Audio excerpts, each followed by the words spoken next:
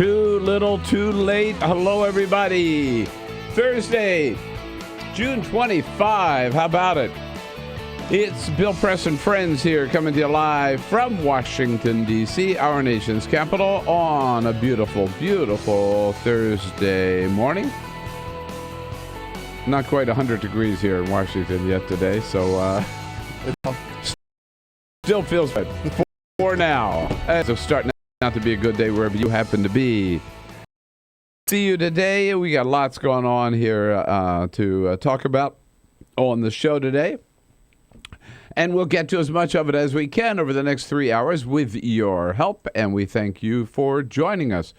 We got a lot to cover here. We're here, as always, in our nation's capital and our studio on Capitol Hill, just down the street from the United States Capitol building and the Supreme Court and the Library of Congress. You name it. We're right in the heart of it. We'll tell you what's going on here around the country and around the globe. Okay, an offer like that, how can you refuse? Yeah. You can give us a call at 866-55-PRESS. We'll pay for the call. You can send us your comments on Twitter, no matter how, at BP Show. We'll take them. The nastier, the better. Nastier, the better. We like them nasty. Yeah. Yeah, you know. We're filthy. We like them nasty. After this many years in the business, that's right? Yeah. Attention you give us. Nah, we don't want any love. I mean, we'll take that too. And you can send us your comments on Facebook at facebook.com/Bill Press Show. Here we go. Peter Ogburn and Elisa Murphy. Hey, Bill. Hey, happy Thursday. Jamie Benson on the phones are ready for your calls at 866-55-PRESS. Just get ready because, man, he will grill the hell out of you when you call. Yeah, he's ruthless. That's it. Got to get through that filter to make it on the air, right? Yeah. Not everybody makes it. Not everybody makes it. Yeah. Some mornings there's a long list. I know. Some mornings people. I don't even make it. He screens you out. Yeah. I'm just glad I don't have to call, right? If I were the one that had to call. And then there is, did Cyprian make it this morning? Oh, good. He's here. Oh, Cyprian's here. Okay, great. I hadn't seen him earlier. I was just wondering, but Cyprian Baldy. Our videographer. He's all here. He's on the job. Kind of close this morning. Yeah. You know, it's funny. There is a device on this phone called an alarm. Everybody knows that. Oh man, there's that great moment in the morning when you call. I mean, look, we've all overslept at some point, right? In the show, there's that moment when somebody calls you, or you have to call somebody, and there's that hello, when you know you just woke somebody up. Hello. Yes. Sorry. Lots going on here. Now we don't keep any secrets in this family. No, sir. No. Okay. How about it? Number 13 yesterday, making a baker's dozen. Piyush Jindal, otherwise known a.k.a. Bobby, jumps into the race yesterday with some nasty comments about Jeb Bush. Man, he really went after it. And Conan O'Brien mentioned now. Chris Christie is going to announce next week. Conan O'Brien last night pointed out that there is something that connects Bobby Jindal and Chris Christie. Today, Bobby Jindal announced he's running for president, and next week, Chris Christie will announce. Yeah, that's right. One guy who's been to New Delhi and one guy who's been to every Delhi. Brutal for Chris Christie. It's a haymaker. Damn. But, pretty fun. Yeah, it's pretty good. Funny. I gotta admit. All right. Thursday, Susan Page, Washington Bureau Chief for USA Today. We'll be along a little bit later in this hour. Then we've got all kinds of great people coming in from the Washington Post, from CNN, from the Hillary Clinton campaign, and our old buddy Rich Masters here as a friend of Bill a little bit later in the hour. The kingpin of Louisiana. It's the one and only. Yeah, Rich Masters. Okay. And President Obama announces a new policy yesterday on hostages, paying ransom to hostages. But is there really any difference? But first, This is the Full Court Press. Just a couple of other stories making news. A troubling story as we got word that Lake Mead has sunk to a record low as of Tuesday. Now, Lake Mead, of course, supplies and stores water for parts of Arizona, Southern California, Southern Nevada, Northern Mexico. This drought that continues is really taking effect. Some of the photos that are coming out of Lake Mead are absolutely terrifying. They do say that the water managers expect that the lake's levels will rebound enough to ward off a 2016 shortage because they did have a wetter than average spring. But troubling news. Very troubling news. I don't know. You see these so-called lakes, by the way, they're really reservoirs. Right. All built by dams. In the West, they're all down. I mean, it's incredible. They're less than half of their normal. The photos former level. The photos of like the ranges that are normally underwater mountains. Yeah. That has a little bit of greenery on top, and then it's all just dirt. Yeah. For hundreds of feet below is where the water used to be. It's visually it's striking. It's really, really scary. If you have bought a bottle of Wishbone Ranch salad dressing here recently, oh no, you may have gotten more than what you were bargaining for. They are recalling thousands of bottles because instead of ranch dressing, they accidentally filled it with blue cheese dressing. So I know that look, it's not bad. far worse things that you could find inside of your ranch dressing I bottle. thought you were going to say it had ants in it. No, but the rat feces. Here's the real problem.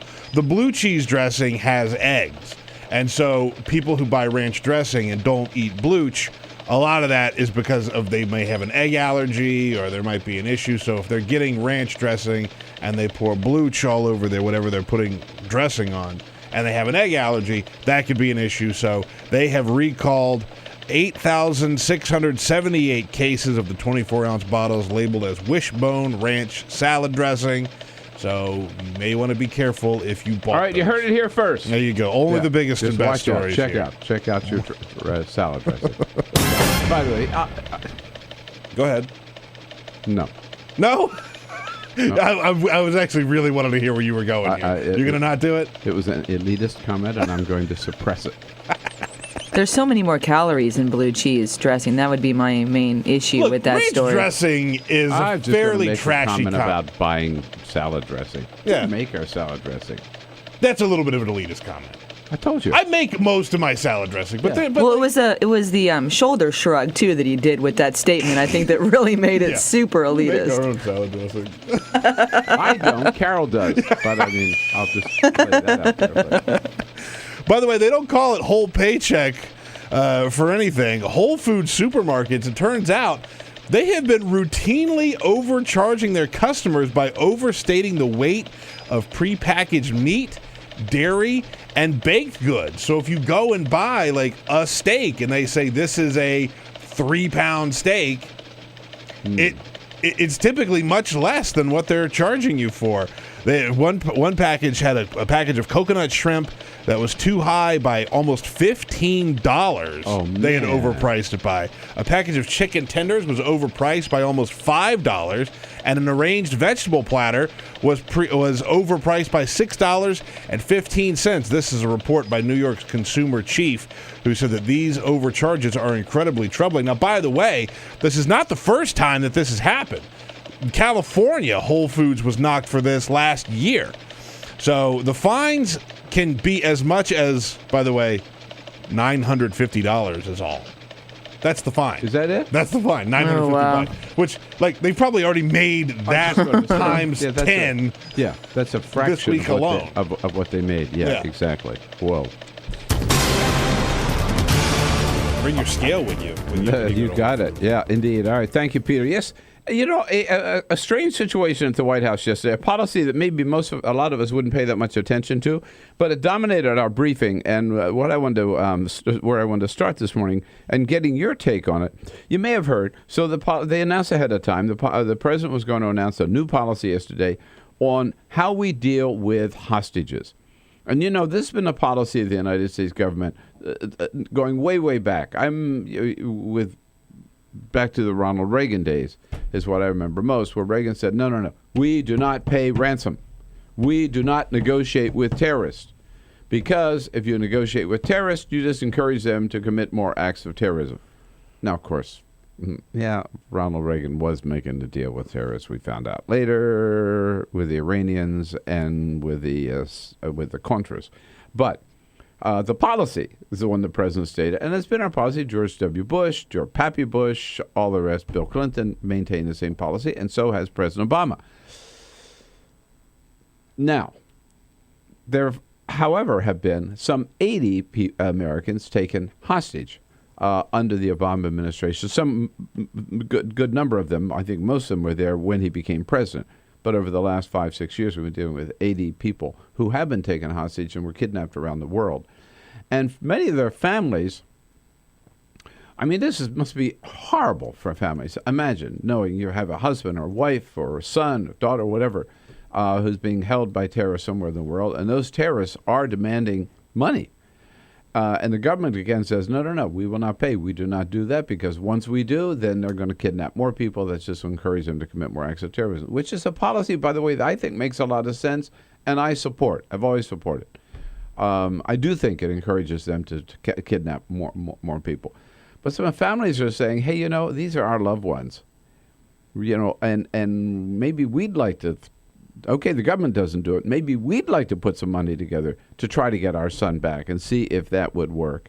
And some of them have said, that in that case, when they've expressed this, the government, our government, has come after them and said, now, the Obama administration denies this, but several of the families have said that they got pressure from the Justice Department and the State Department. No, do not do that.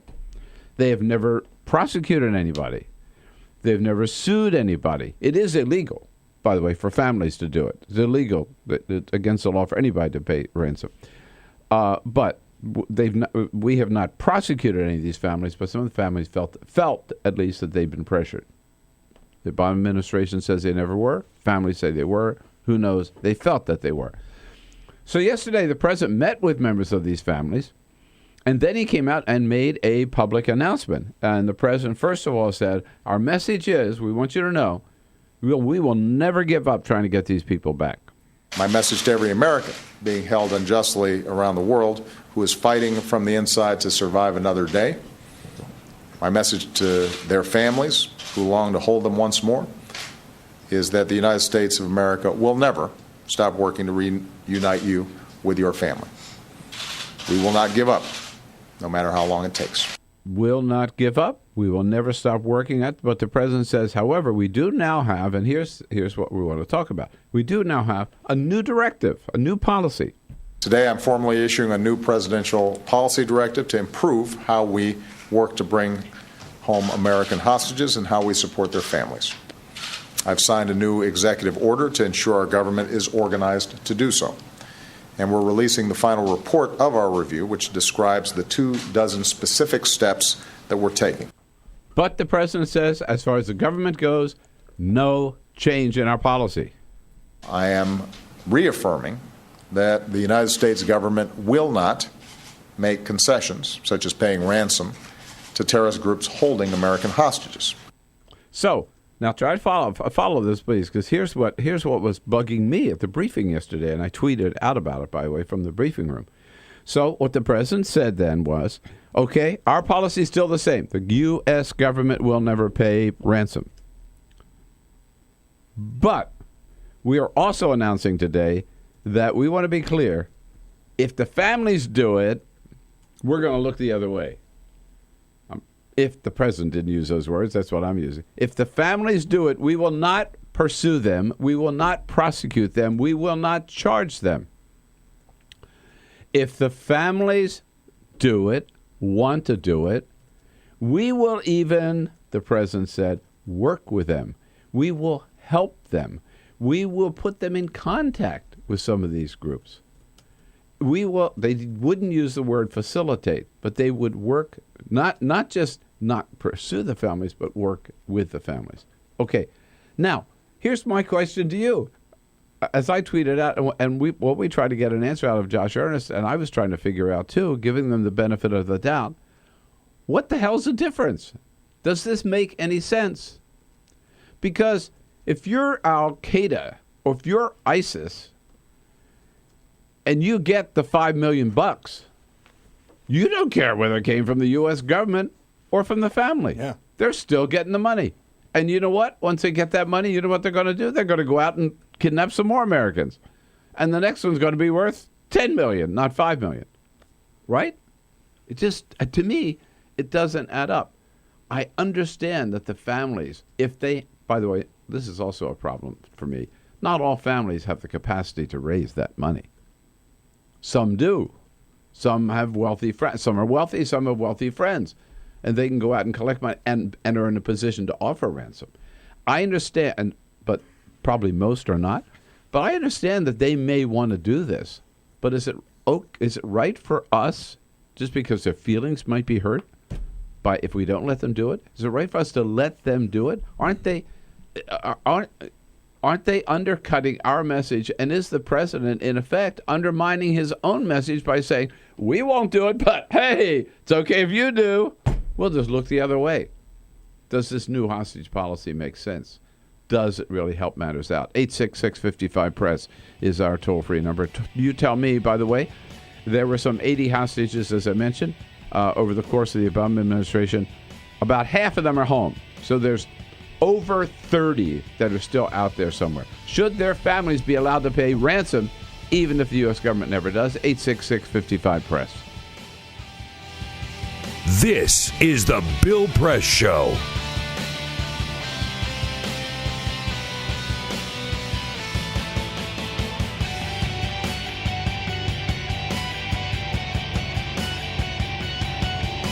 In 1 week, our car broke down and our roof started to leak. We really needed money for repairs. So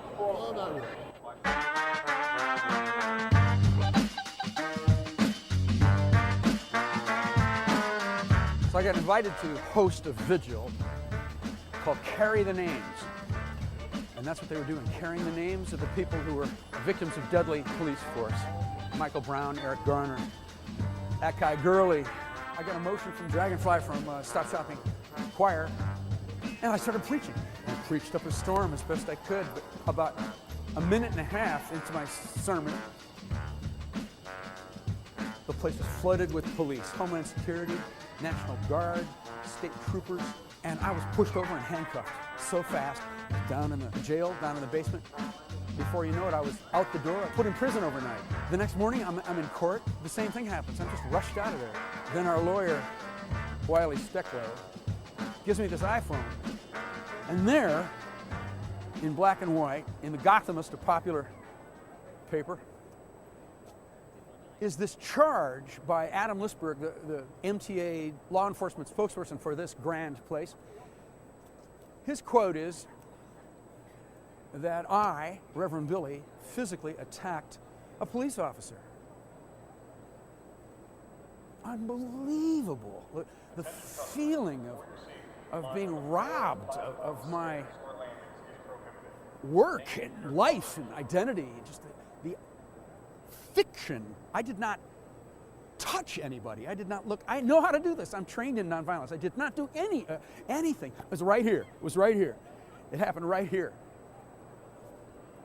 I was simply arrested while I was speaking and taken away, and that's it. The cold feeling in my city, the city that I love, that city spokespersons whose salary I pay for with my taxes, that they would say this. I could just feel the rending apart of the community, that we are not that close. We're not. They are willing to say this, and they think that they can just say anything about anybody and get away with it.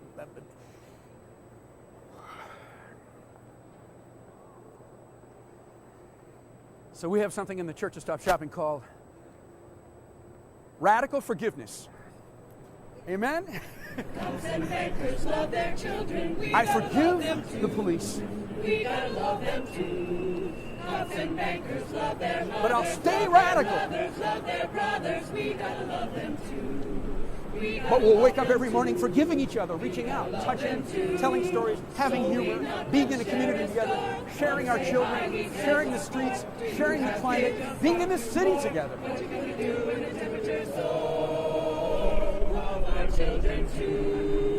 But forgiving each other, being grateful to each other, helping each other out, living together, living together. I got a daughter just turned 4. What do we do in the superstore? What do we do with the blood and the gore? The water's rising through our door. Love our children too. Love our children too. Amen.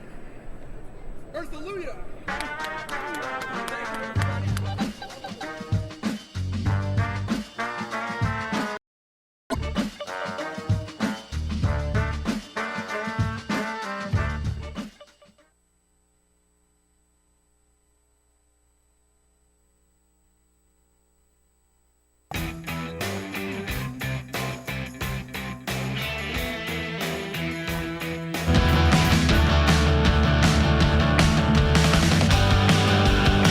This is the Bill Press Show. All right, here we go. 27 minutes after the hour. And talking about, I think, confusion surrounding the president's announcement yesterday that we're going to treat families differently, that if they want to pay ransom to get their family member back, that's okay. The government won't. Norman's up in Baltimore. Hey, Norman, what do you think of this? Well, I think based on your comment, you made a statement about the country's message. Look, if a person's family member has been kidnapped, they're going to do whatever they can to get that person back. Right. In spite of what the message of the nation is. I'm a black man in America. Trust me, this America's message and my message aren't exactly the same. Well, but Norman, I hear you, but I think the impact on the terrorist is the same. The impact on any terrorist organization is that if they can get money for kidnapping an American, they get paid for it, they're going to do it again. And every time they do it, they're going to up the price. So whether the government does it or the family does it, makes no difference to them. This is the Bill Press Show.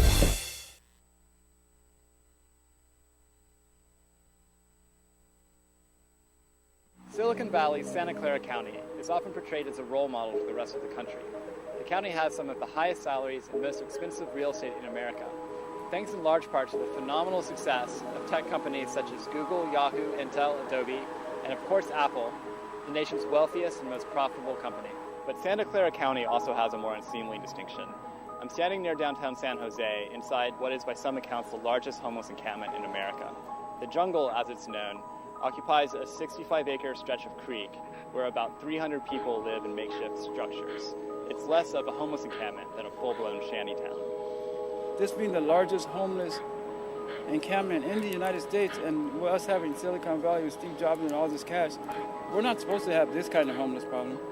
You know what I mean? I done been shot with a pellet gun like 4 times, attacked with baseball bats, my house set on fire. This is like hell on earth. I mean, this is like something you will not see. You have to see to believe, actually. It's like fourth world conditions.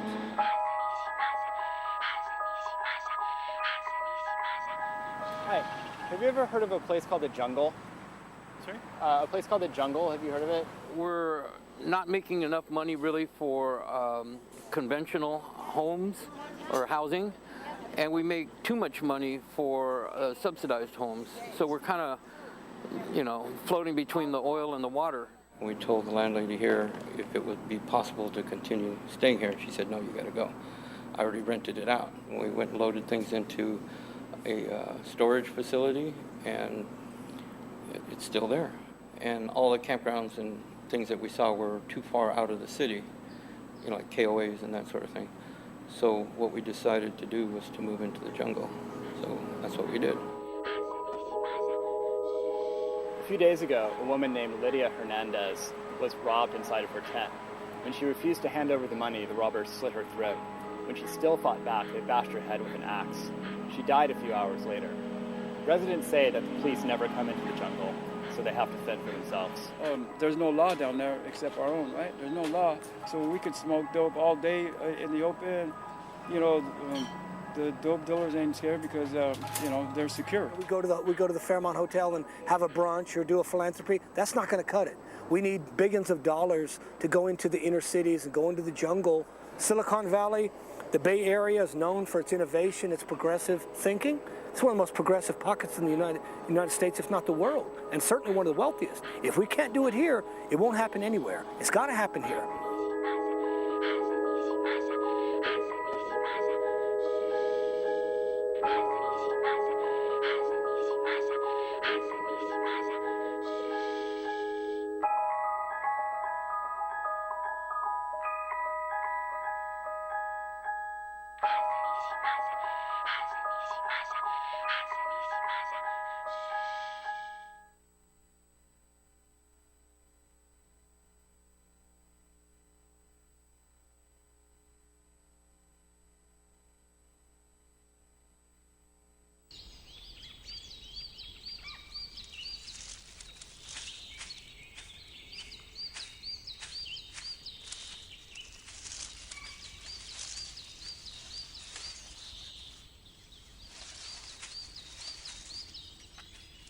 At Earth Justice, we defend the environment in the courtroom. Join our fight. When you take a seat, you take a stand. Earth Justice, because the Earth needs a good lawyer.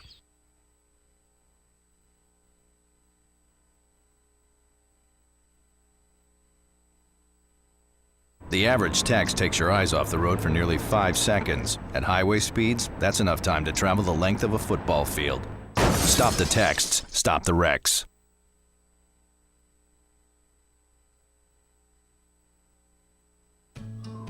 You wouldn't let money just blow out of your house.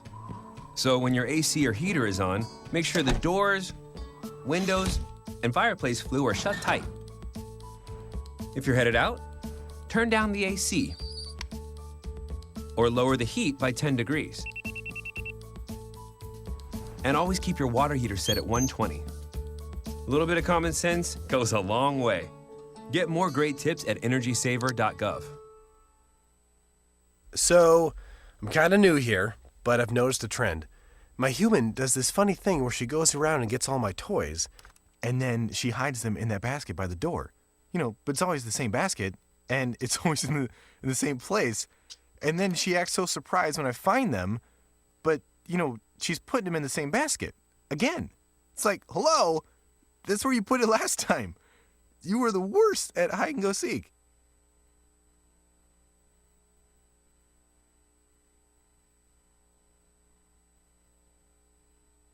What the frack? What the frack? What the frack? What the frack? President Obama, are you fracking kidding me? Reopen the EPA studies. In Texas, Wyoming, and Pennsylvania. Fracking pollutes our oceans. Fracking poisons our water. Fracking makes climate change worse. Fracking relies on toxic chemicals that cause cancer. Ban fracking now. Ban fracking now. Go on. Ban it. Ban fracking now. Please. On WUSA 9 here in Washington, D.C. on Sunday mornings. Yep, the presidential campaign got a little more interesting yesterday. On the Democratic side, by the way, we told you about the latest poll up in New Hampshire where Bernie Sanders showing a lot of strength, Hillary Clinton at 51 and Bernie at 41. That's not too bad in just a couple of weeks. No, it's not bad at all. He wasn't even on the map a couple of weeks ago. Now way up there. Hillary Clinton is still ahead. The latest poll in Iowa is out this morning. Very interesting. In Iowa, the current status is Hillary Clinton at 50 and Bernie Sanders at 24. So Hillary basically twice as big as Bernie. But again, Hillary is former First Lady, former presidential candidate, former U.S. Senator from New York, former Secretary of State, one of the best-known politicians on the planet. Yeah. Right? Bernie Sanders, nobody from Vermont. Right? Until a couple of weeks ago. And he's up there And Bernie is the point. The difference also is Bernie is growing, and Hillary is slipping. Look, she still has the great advantage. She's still way ahead. And again, I think she'd make a great candidate and a great president. But we're excited about Bernie's candidacy, and that's the latest on it. Now, on the Republican side, it keeps getting more and more interesting. Yesterday, yes, we made it a baker's dozen, number 13, the governor of Louisiana, Piyush Jindal, who prefers the name Bobby. Bobby. We prefer Piyush. Piyush, yeah. But I don't know. If he wants to be called Bobby, what the hell? We'll call him Bobby. So 5 o'clock yesterday. Well, let's back up. So first he put out a video earlier in the day. I haven't seen the video yet. Peter, you saw the video. The video, it appears, is pretty strange. I can't. It's really hard to describe this video, the way that he put it out. He's talking to his kids in the backyard. He's right? called like a family conference in the backyard, and so they're all sitting around this patio table in their backyard. I can't really tell. They're younger. Uh-huh. And there's a hidden camera up in a tree that's overlooking this patio table where they're sitting. And it looks like one of these hidden camera shows, right? It's terrible quality.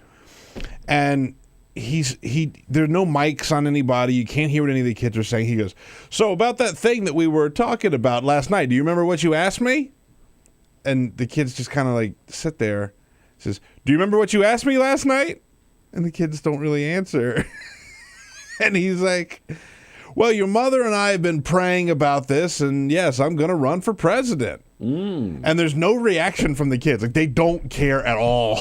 And he tells them at one point, how would you like to go? Like, if you really behave, you can even come back to Iowa with me. And remember the popcorn? Yeah. Right? Yeah, the popcorn was the highlight. Yeah, the highlight so of Iowa weird. was the popcorn. It is such a weird video. Yeah. But that's his. I mean, look, hey, people want to make a big rollout video. He went the other way. It would have been so much fun if one of the kids had said, oh, come on, Daddy, you'll never win. Who are you kidding? Who you kidding, Pops? Who you kidding? So that was the video released earlier in the day. And then at 5 o'clock yesterday afternoon, he gathers his friends and supporters, all three of them, in a big barn down in Louisiana somewhere. And he makes the obligatory announcement.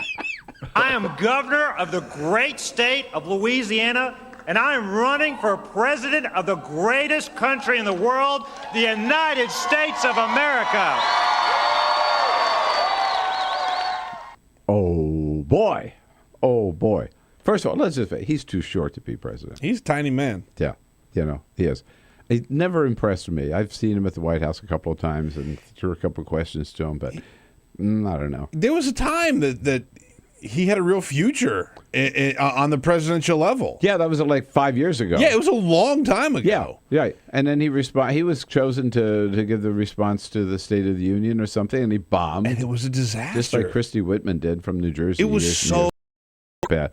But he says, look, there are a lot of talkers out there, but I'm not a talker. I'm a doer. There are a lot of great talkers running for president already, but none of them, not one, can match our record of actually shrinking the size of government. If great speeches helped our country, we'd be on Easy Street right now. Well, one thing he's right about, he's not one of the great talkers. Yeah. Give him that. He just proved that. And what was interesting yesterday, and in a sense, remember, as I pointed out yesterday, Bobby Jindal is at best at 1% in the polls, and in the latest Fox News poll, he actually came in below none of the above. None of the above had 2%. He had 1%. So he sort of has no choice, right? He can't be a nice guy. The only way he could possibly win is by just raising hell. And so he's gone out after the front runner, Jeb Bush, by name. You've heard Jeb Bush say that we need to be willing to lose the primary in order to win the general election. We're going to help him do that. Whoa. Fighting words. There's the threat. Fighting words, yeah. And he says what Jeb is trying to do is trying to force us to bury our conservative ideals. Let me translate that for you. I want to translate that political speak into plain English. What Jeb Bush is saying is that we need to hide our conservative ideals. But the truth is, if we go down that road again, we will lose again. Let's do something new. Let's endorse our own principles for a change. Let's boldly speak the truth without fear.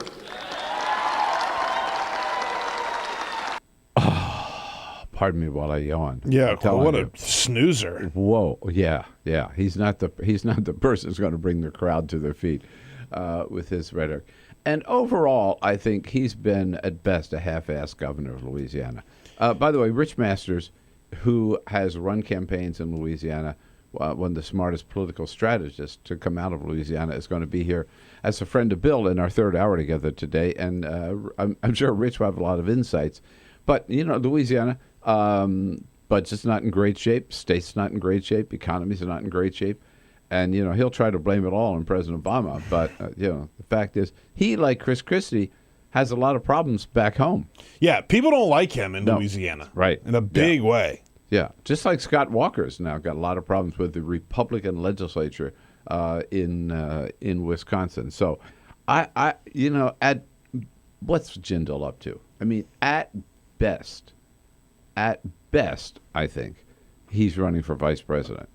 Yeah. Right? Might have a shot to be on the ticket for vice president. But I doubt even that. I just don't think he's national ticket timber at all. He seems to have a problem with starting strong, and then when people really figure out who he is, he just falls apart. He was very, very popular. I mean, he came on the scene with Katrina and did a great job, by the way. And by the way, again, recovery. The fact that he's an Indian American, I mean, for the Republican Party, for all of us, right? That showing that diversity, very, very important. And you're right. He was sort of a rock star in the beginning. And then people said, not much there, is there? Yeah, exactly. Once you peel back those layers like an onion, you realize that there ain't a whole lot there. Yeah. There's just not much there. So I don't think we have to be too worried about Bobby Jindal. Susan Page, again, with USA Today and WUSA 9, standing by to join us here in our next segment on the Bill Press Show this Thursday. This is the Bill Press Show.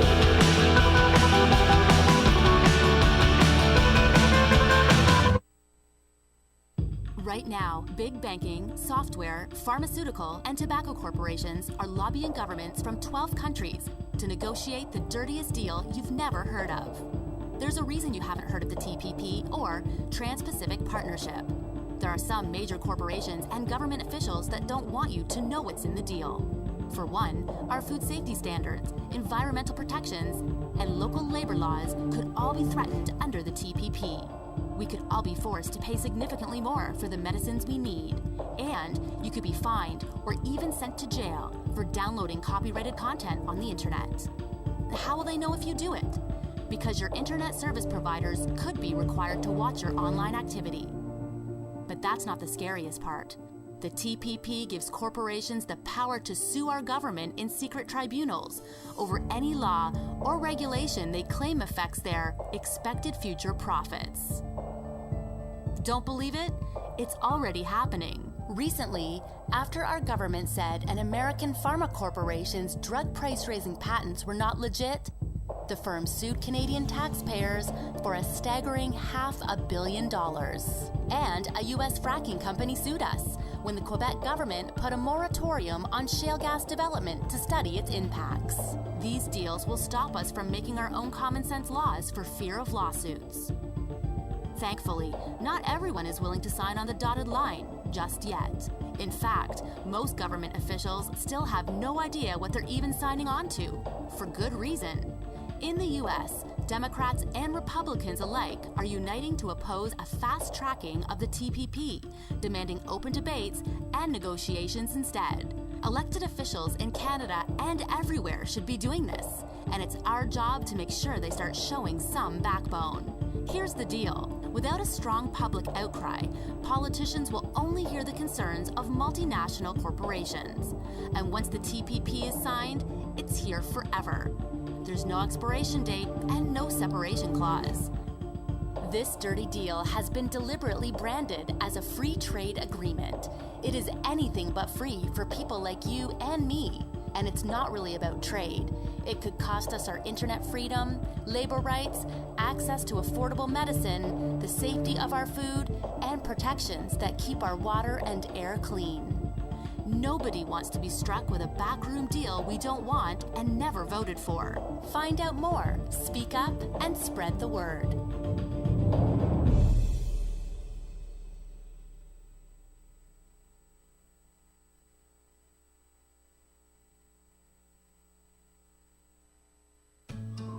You wouldn't let money just blow out of your house. So when your AC or heater is on, make sure the doors, windows, and fireplace flue are shut tight.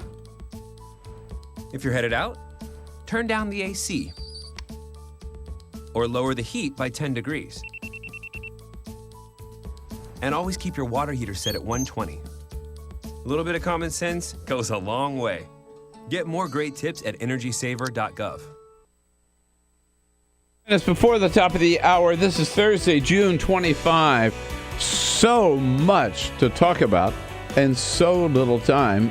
We can't get through it without the help of good friends. No better friend than Susan Page, Washington Bureau Chief for USA Today and host of Capital Download, which you can catch on WUSA 9 at 8:30 Sunday morning. Susan Page, good morning to you. Hey, good morning, Bill Press.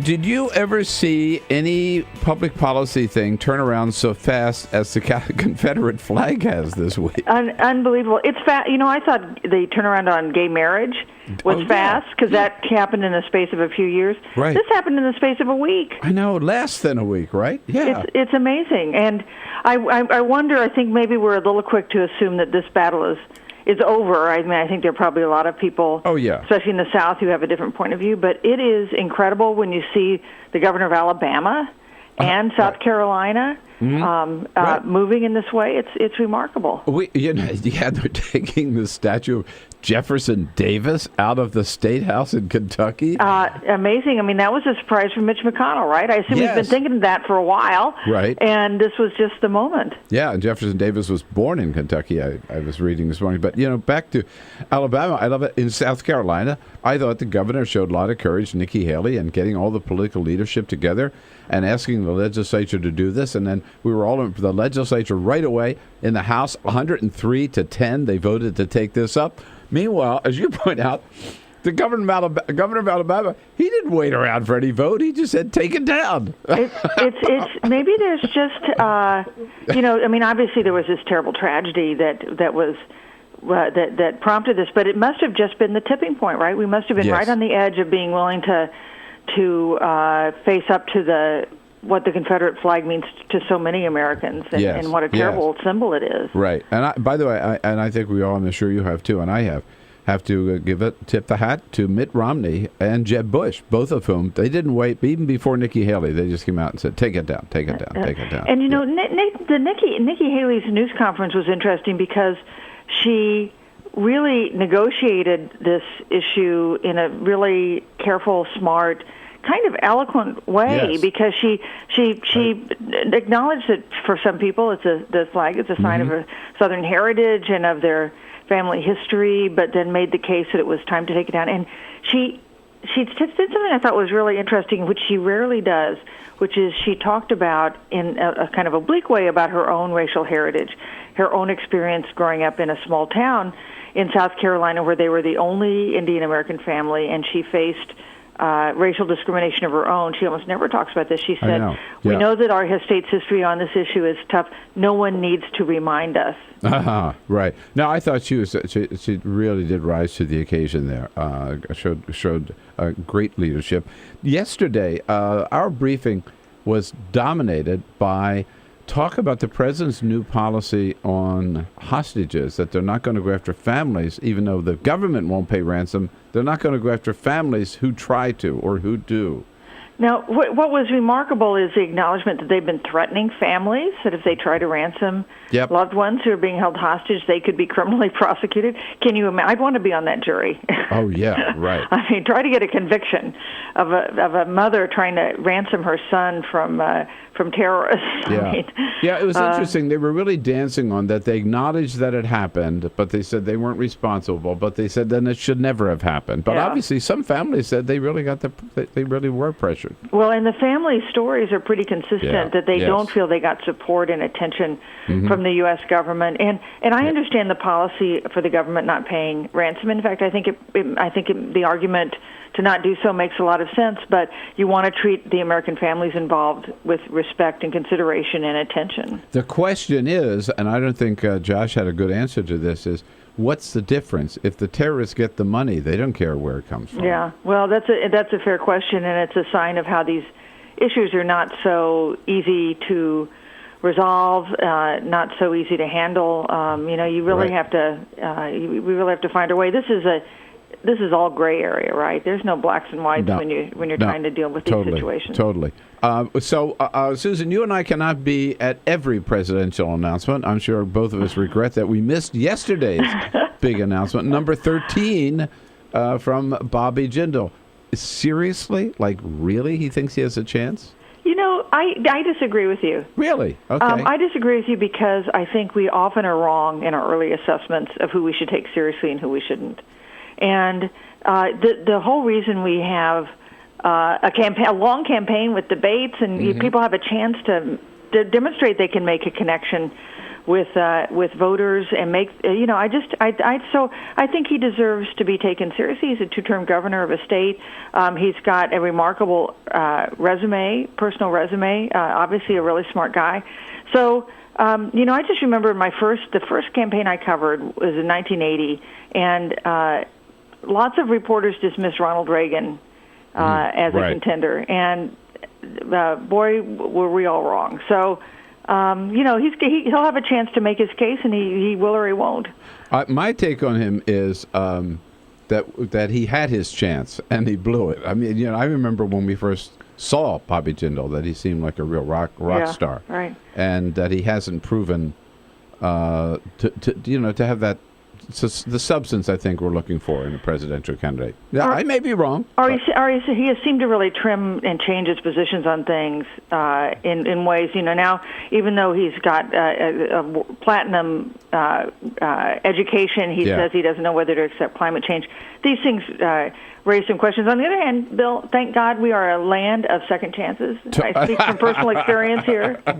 Amen to that. Just very quickly, I know you're going to be interviewing Senator Corker later today. A lot of questions about as we get close to the deadline on the Iran deal, whether it's going to happen. I'm sure you'll be talking about that. And lots of concerns on his part, and open letters released late yesterday, signed by, among others, 5 former Obama advisors on this issue, raising concerns about the concessions that may be being made in these negotiations in their final days. The deadline's Tuesday. It's coming right up. It's Tuesday. I didn't realize that. Yeah. And we don't really know what's in the final deal. And the White House keeps saying, we won't agree to a deal unless it's a good deal, right? So, well, they say that. They say they'll walk away from a bad deal. On the other hand, there's been some alarming rhetoric from the supreme leader in Iran in the last couple of days. Now, maybe this is all that kind of last-ditch negotiating ploy, bluffs, calling bluffs that we sometimes have in negotiations. But clearly a lot of concern by Senator Corker, who, of course, chairs the Senate Foreign Relations Committee. All right. Well, have a great interview today and a great weekend, Susan. We'll be looking for you Sunday morning. Hey, thank you, Bill. All right. Susan Page, USA Today and WUSA 9, 8:30 Sunday morning Capital Download. This is the Bill Press Show. What gets you into college? Good SAT scores? High GPA? Lots of extracurriculars? Sure, but what you really need is money. If you don't have the cash, you'll need a loan. And we mean huge student loans because the cost of college has risen 1,000% in the last 30 years. This means big money for the banks that collect fees and interest. Now, millions of young people are starting their adult lives with an average of $29,000 of loans on their backs. Altogether, we're talking $1.2 trillion in student debt. and more people are finding it impossible to pay them back. Welcome to the student debt crisis. The increasing demand for higher education and cuts to state funding gave colleges a huge incentive to keep inflating prices. I graduated about a year ago, currently in $35,000 of debt. I am in debt about like $25,000. I owe $23,000. I owe over $50,000 in student loans. 38.8 million Americans owe money on a student loan. And the biggest names in banking are making huge profits off the booming student loan industry. Sallie Mae, the largest provider of private student loans, made $949 million last year. They only give you about 6 months to look for a job. You have to start paying back the loan. It's very pressuring, especially nowadays. It's very hard to find a job. Over half of the students graduating in 2012 could not find a decent paying job. They either had low-wage jobs or unpaid internships or were unemployed altogether. So you can't make the payments. You start incurring late fees, which makes the loan even harder to pay off. And it stays with you for years, even decades. Right now, a third of the people who started repaying their loans are delinquent or in default. That's 13.7 million people, more than the populations of Chicago, New York, and San Francisco combined. Worse, it's not just the borrowers who are in trouble.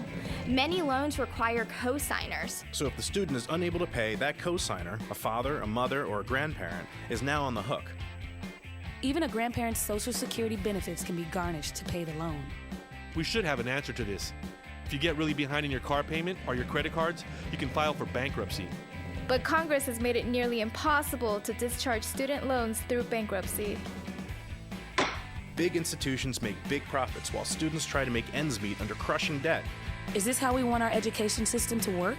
The whole point of going to college is to get the career you want, but lately that's been discouraged because no one can afford school. You get a job just to pay off your student loans. We need higher education, not higher debt. Sign up to end the student debt crisis at higherednotdebt.org.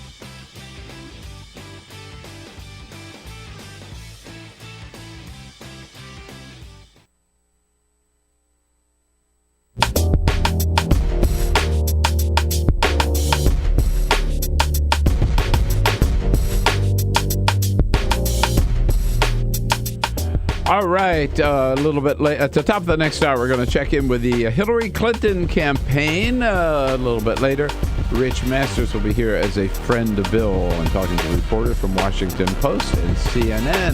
This is the Bill Press Show.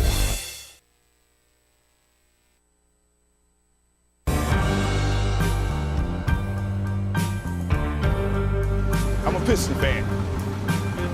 Their slogan was, "We come to work." That's what Detroit about. That's why they used it. It's a team thing. They won 2 championships, a team. There was no star. No mayor can come in here and be a star. It's a team thing. No governors can come in here and think you can do it by yourself. It's a team thing. You got communities. They got ideas too. The only thing wrong with Detroit, people had lost hope here. Residents, city workers, so much corruption. They lose hope. But I grew up here. I love this city. I think it can come back.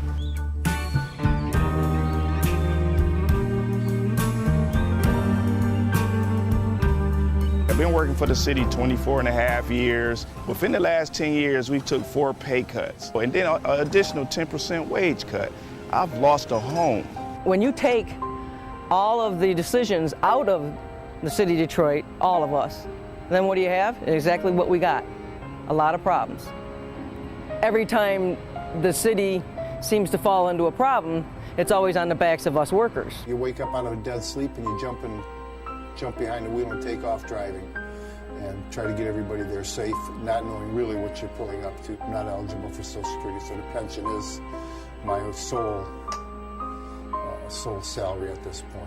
We've been in business here 39 years. We've seen a lot of changes in Detroit. The area was a lot of industry, a lot of city workers. It's getting very tough for the city workers. It's getting tough for us as a business people. Response times are increasing because of the closing of companies. which takes your insurance rate through the roof. So all the things that affect us affect the citizens. I worked for the city in different capacities for 29 years. I feel like an old jacket. They use me up and they throw me away. In my condition, nobody's gonna hire me. I'm 68 years old. Half the times, I can't get my blood pressure medicine. It's either feeding myself, blood pressure, or paying bills. $754. By the time they take all the deductions for I have my car insurance, my house insurance, and my health insurance taken out. So the time they take all that, I'll get about $300 after they take all that out. I don't understand it. I can't see how the governor is allowing this to happen and what they're doing and they want to blame it all on the seniors. Not only the seniors, but the city workers. And we worked hard. I know I worked hard. I've been in Detroit since 1946. I was 14 years old when I came in. I don't live large at all. I wish I could. I don't know when the last time I've been shopping. I only get $1,100, and I'm 81 years old, and I need every penny that I can get and that I do get. And I'm very, very upset about the idea of them taking away my pensions that I worked 30 years for. I think it's terrible that they talk about Detroit like they do, because Detroit has been very good to me. I have a lot of city workers coming in with their uniforms on, Detroit Water Department, Police Department, Fire Department. I get a lot of people, the Border Patrol come in. So if I lose that customer base, I'm going to be in a position where I might have to close down. If they take away their pensions, if they start cutting jobs, it's going to cut into a large percentage of not only our business, but other businesses that are in the city of Detroit. We're here. We've been here for 26 years. We're still trying to do business in the city. Detroiters are survivors. They tough, they adapt, but only can do so much when your politicians ahead of you and we're not on the same team. We're not gonna let Detroit be erased, bulldozed, or whatever. We're gonna fight to the bitter end. Detroit gonna survive.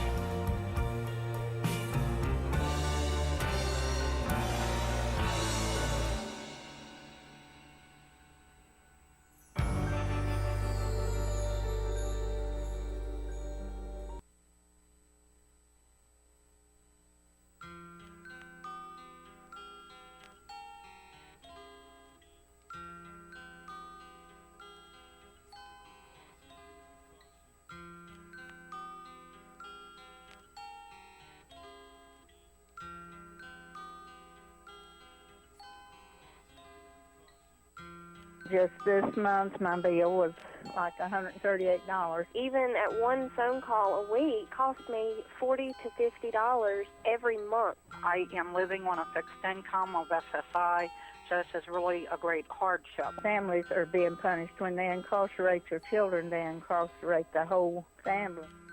In 2011, the Media Action Grassroots Network, Working Narratives, and Prison Legal News founded the Campaign for Prison Phone Justice, an effort to call on the FCC to address the cost of interstate phone calls. The campaign mobilized prisoners to send hundreds of letters. Advocates and families filled out postcards, met with elected officials, and signed petitions. Partnerships were formed across the political spectrum and with groups in the criminal justice, civil rights, and public interest community.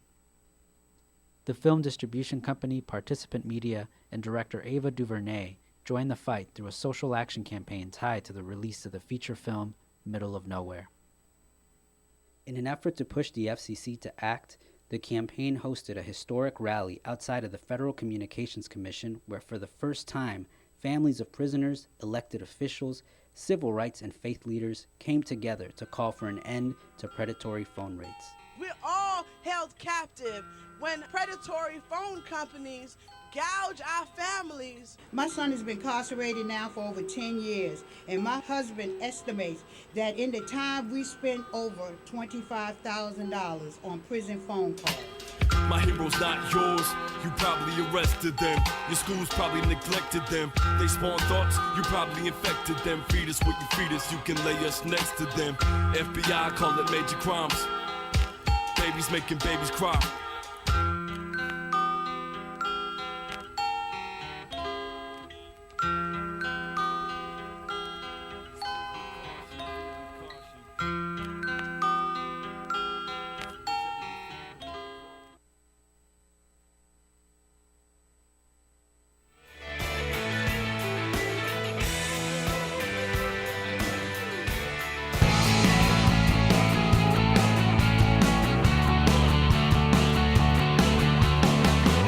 broadcasting around the nation, on your radio, on your TV, and online. This is The Bill Press Show. So now he says he's sorry? Yeah, right. Too little, too late, Mr. Marathon Bomber. But it happened in the courtroom yesterday, and most of the survivors and the victims, families of the victims, said it did not make any difference. Hey, hello, everybody. Thursday, June 25. How about it? Here we go on the Bill Press Show. Good to see you today. Bill Press and friends coming to you live from Washington, D.C. with the news of the day here in our nation's capital, around the country, around the globe, all bringing it all to you on your local progressive talk radio station. Glad to be with you today in Radio Land. Don't forget, if you, we always just remind you every once in a while, if there is no progressive talk radio station near you, and sadly there are too many cities in this land that don't have one, you're not out of luck, because there are two great radio apps that enable you to listen on your radio, on your cell phone, on your electronic device, wherever you happen to be. One is simply iHeartRadio, free, download it, or TuneIn. iHeartRadio will connect you to one of our great affiliates, and tune in on the Progressive Voices Network. You can find us there. Also, remember, we're on Free Speech TV. Rather than just listen, watch and listen. Free Speech TV if you've got a satellite dish on DirecTV and the Dish Network. Lots going on here today. Peter Ogburn and Elisa Murphy in studio with us here, part of the team. Hey, good morning. Jamie Benson, ready for your calls at 866-55-PRESS. Don't forget, and Cyprian Bowling, our videographer, on the job as well. The Nats last night coming through with another win over the Braves, But when they catch fire, man, they just get going. Yeah, and they started out strong, and then they sort of petered. But now they're back, and they can't help but win. Charlie Slows on WJFK again last night. Swing and a fly ball deep left field. Back goes Perez, makes the catch. Harper tags, he can jog in. Ramos heading for third, I don't know why. Harper scores, and a Curly W's in the books. Yeah, ended up 2-1 over the Braves, and that they've been winning like 9-0, 9-2, whatever it is. But a win is a win. Braves are always tough, man. Yeah, indeed. We're going to talk to the Human Rights Campaign here at the top of this hour about the pending Supreme Court decision on marriage equality. Then we'll have reporters in from the Washington Post and CNN, plus Rich Masters here as a friend of Bill for the final hour together. But first, this is the Full Court Press. Right, just Peter. A couple of other stories making news. The biggest property sale on earth is happening right now. Is that right? It is indeed. If you want to buy the largest private non-state land holding on earth, you can buy it. It is in Australia, in the Australian outback. It is 101,411 square kilometers. It's about the size of the state of Indiana. Yeah. Oh, whoa. It is huge. It is just about the same size as England. It is on the market for $325 million. That's not a lot of money. That's not a lot of money, considering that you're buying, a state. Here's the thing. There's nothing out there. At least $1 billion. There's nothing out there. Only about 150 Wallabies. people live in that area. Yeah, and so it's just this Australian outback, this piece of property. And you buy it, and you are president. You are you could become president of that property. Yeah, absolutely. No, that country. Yeah. Turn it into whatever you want to turn it into. Right. Let's talk some more presidential politics because you okay over there? You have a little problem with your shaker? I'm working on my cocktail. Need some cocktail music. My goodness. Presidential politics.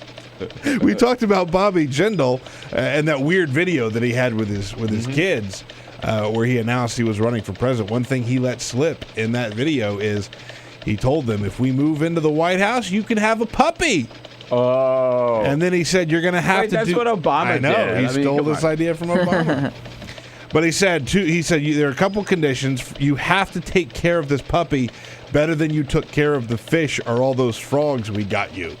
Oh, no. Yeah. So, you know. Yeah, those kids are not going to get a puppy if it depends on their living in the White House. That's right. Yeah, exactly.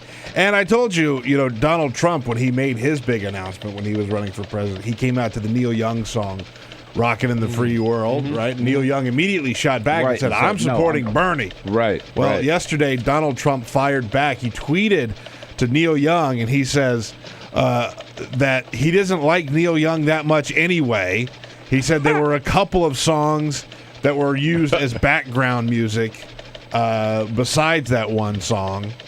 And he says that Neil Young came to him looking for money not that long ago for an audio deal that he's been working on, so he felt sorry for him. That's the only reason he used it. Oh, my goodness. The loser. Yeah. Yeah. What a nice guy. Right. Okay, yes, indeed, the Supreme Court showdown. It's interesting. They always wait until the very, very end of the term to make the announcements on the big, big cases. Huffington Post this morning is out with the headline is "Suspense, Supreme Thursday." That's today. So they have until the end of the month, and they've got 3 days scheduled for announcements. Today, Thursday, Friday, tomorrow, and Monday. Oh, man. Now, I have a ticket for Monday. Mm-hmm. So I'm hoping that they don't do anything until Monday. But most likely, it'll be a couple each day. And, again, Huffington Post today is up with 7. They say there are 7 major decisions still to come. The Affordable Care Act, of course, is one. This, I think, kind of silly but serious challenge to the subsidies as part of the Affordable Care Act, which could leave up to 8 million people high and dry and without health insurance were the Supreme Court to rule against Obamacare. And the other big one, of course, is on marriage equality. Supreme Court goes the way we hope it will go. It will mean that marriage equality will be the law of the land in all 50 states. Adam Talbot is Deputy Communications Director for the Human Rights Campaign, which has been working on this issue for many years, the lead on this issue for many years. And Adam joins us on our news line this morning. Hey, Adam, good to have you with us. Good morning. Thanks for having me. Great to be here. So what's the read? What's your vote count right now, or what do you think? Well, if you look at this court's history on the gay rights issue, it looks cautiously optimistic, right?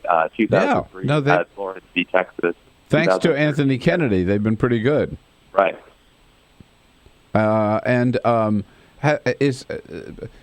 Is there?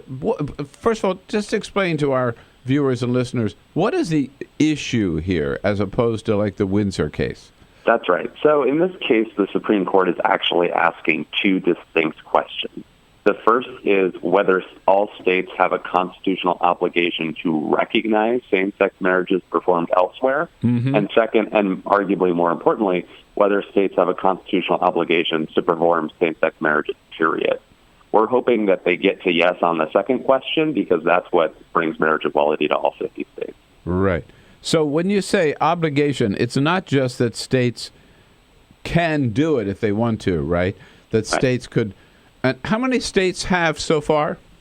Our count says that there are 37 states that have marriage equality. Alabama is a little shaky, but we count them as a state where the federal court has struck down their ban there and where marriage license should be being issued. And there are 13 states currently that do not issue marriage licenses to same-sex couples.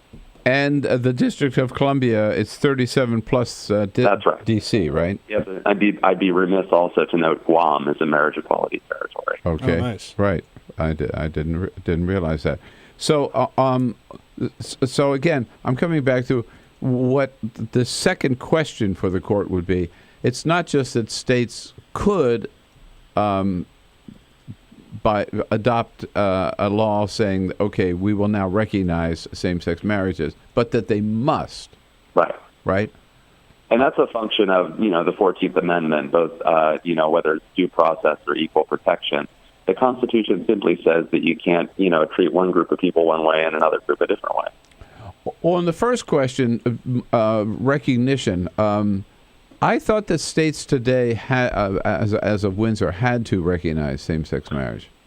It's a slightly distinct question, because what Windsor did was struck down DOMA, which banned federal recognition. So after DOMA was struck down, federal benefits like, the ability to jointly file a federal tax return, those benefits began to flow to same-sex couples, regardless of where they lived.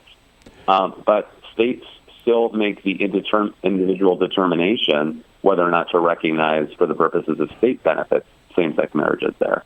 I got it. Yeah, right. Let me ask you, what has been the experience in other states? It wasn't that long ago, a couple of years ago even, people were saying of all the disastrous consequences that would befall us, right? If same-sex marriage were ever allowed, straight couples would be divorcing in record numbers. It would ruin the institution of marriage, on and on and on and on.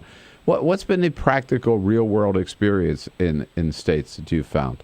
I think you'll find that the only practical impact is that a lot of folks are a lot happier. That's not bad.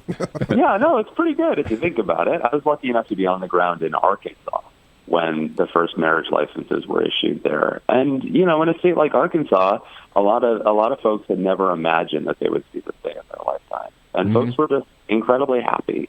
It was a narrow window where marriage licenses were being issued there, but we're hopeful that before too long, the couples that weren't able to get married in that window will get to soon. Well, we know, I'm thinking of the presidential candidates, that Hillary Clinton's been a strong supporter of same-sex marriage, as has Bernie Sanders, and Martin O'Malley is, and I would imagine that Lincoln Chafee is. I don't frankly know, but I don't think that's that important. What are you finding on the Republican side? Are any of them open to marriage equality? Not by their public statements at this time. However, if you dig beneath the surface of the Republican Party, you'll find that young Republicans, even young self-identified conservatives, are increasingly supportive of not just marriage equality, but the broad spectrum of LGBT equality issues. Yeah, and hopefully the candidates will recognize that and not just appeal, to the... Time will tell. This decision's a big decision point, right? They have to figure out how they're going to react. When the Supreme Court, we hope, says quite clearly that the Constitution that, all Americans, value and swear to uphold, says quite plainly that you can't discriminate against people in this way. Well, we know that in Windsor, Scalia said, boy, if we do this, right, but I'm paraphrasing here, but something like, if we do this, then we're going to have to make it the law of the land in all 50 states. And let's just hope that comes true. Do you have any reading on whether they're going to announce today, tomorrow, Monday, or whenever?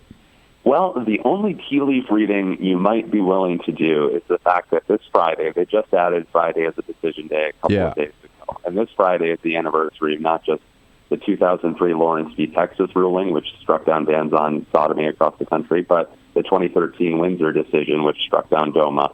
So if Kennedy is superstitious or if he just likes to do things on the same day, then perhaps Friday could be it. Oh, Friday's the anniversary of both of those. Very interesting. Jeez. Now, Adam, on another front, and we're talking to Adam Talbot, Deputy Communications Director for the Human Rights Campaign, which is what, hrc.org? hrc.org, yes. Yeah. Were you at the White House last night? I was not, no. Oh, too bad. I wanted to get your take on the heckler who was there last night. I'm sure you saw the video. I did. What was the issue that this whether you appreciate what that person did or not? What was the issue that he was raising? My understanding of what was at issue was that it was a transgender individual who was bringing to light the fact that the treatment of transgender detainees in immigration facilities is often exceptionally poor, and that the lack of congressional action, or I think the argument there was additional executive action towards immigration reform, continues to place these individuals and so many individuals at risk. And, HRC is a proud supporter of the Coalition for Congressional Comprehensive Immigration Reform, and, it's our hope that Congress begins to take action on this immediately. So a legitimate issue that should be addressed. Maybe that was not the way to bring attention to it, but at any rate, the president handled it, and it livened up the evening for sure. Okay. Well, listen, we all have our fingers crossed for whenever the decision comes down. The most important thing is that they make the right decision. It looks like they will. Adam Talbot, thanks for joining us, Adam. Thanks so much. All right, Adam Talbot at the Human Rights Campaign, hrc.org.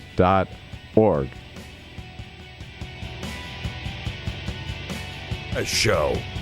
This is the Bill Press Show.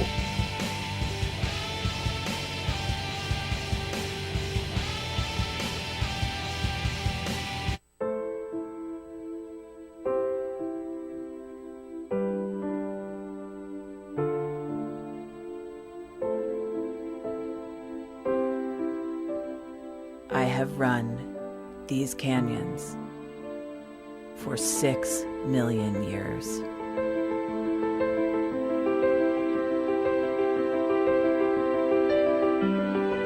I have traveled from the Rocky Mountains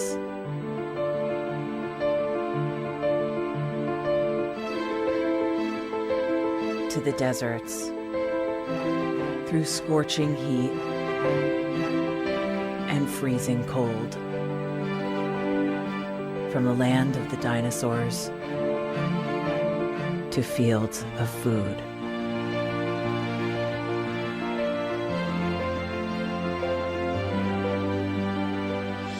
I lend my hand to 7 states, 2 countries, 9 national parks, and 36 million people across an arid West.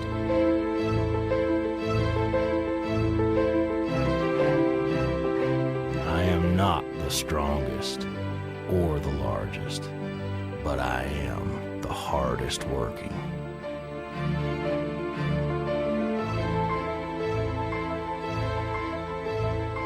People love me. My playfulness, My beauty. my power.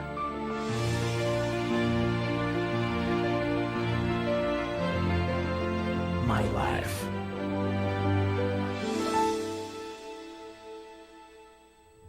But I don't think I can offer any more. I am tired. I am tired, tapped, and tied.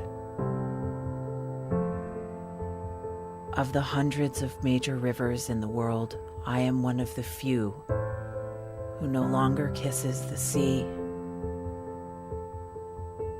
Battles to harness my soul have been won and lost.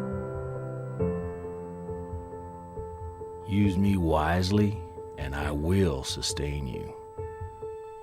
Use me like you have, and I will break.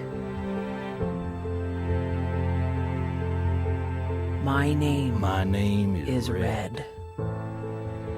The Grand River Red.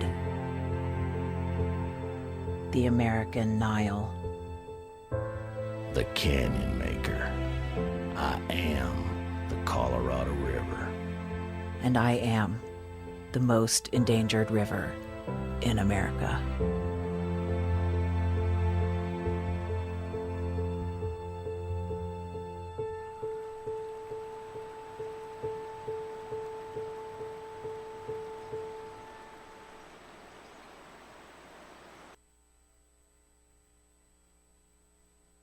So, I'm kind of new here, but I've noticed a trend.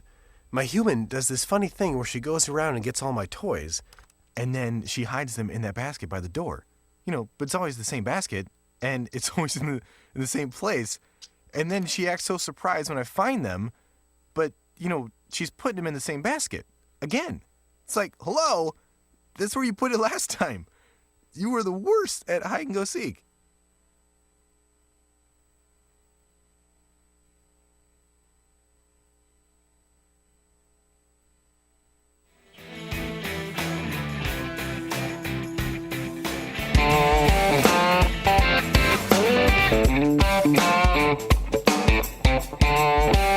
This is the Bill Press Show. Okay, at 26 minutes after the hour. We hope to be joined at the half hour by Sarah Ganem from CNN. She's on a plane. We're just getting off a plane, so there may be a little problem there. But in the next half hour, I hope to catch up with her. She's been covering the strange story of the latest. Now, this is day 20 of the effort to find the escapees up in North State, New York. We had the, at least if you have it there, the major head of the police search force up there, Major Charles Guess, who was talking about, now this is the area that they are focusing on. It's still a pretty big area. Our current search area is approximately 75 square miles within Franklin County. More than 1,000 federal, state, and law enforcement members are involved in this search area, and our collaborative effort with our partners will continue until the inmates are captured. So the 75 square miles, it's not as big as that area for sale in Australia. People. No, not quite that big. But that's a big area, that's a though. heavily wooded area, right? But with these little cabins in there, these little hunting cabins, these little second homes, lots of places for these guys to squirrel away or perhaps steal food or steal clothing or whatever. And the other news for today is that a second employee of the prison has been arrested. He was a guy that was supposed to check all the packages before they were delivered to prisoners, and Joyce Mitchell was bringing them. It's so bizarre. These guys also were sort of like model prisoners, so they lived in a part of the prison where they could prepare their own meals, which is crazy. She would bring them hamburger meat, kind of a package of it, in which and with tools inside of it. Yeah. Which she delivered to this guy and said, "Would you please pass this package on to the two murderers?" And then he was just sort of got lazy and didn't check them. Yeah, he didn't. He wasn't. I don't think he knew that there were tools in them, but didn't put them through the metal detector. Just trusted her, trusted them, and was therefore maybe an unwitting, but still an accomplice in their escape. More this coming is up the here Bill next Press half hour. Show.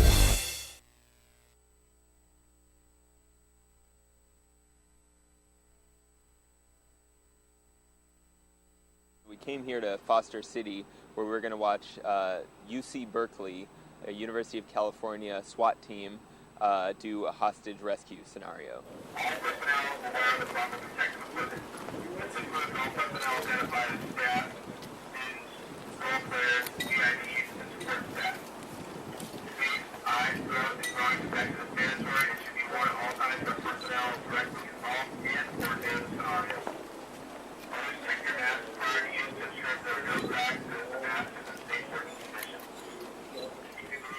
Should I put the water in there now? Yeah, go ahead. This is like some kind of chemical agent? Yeah.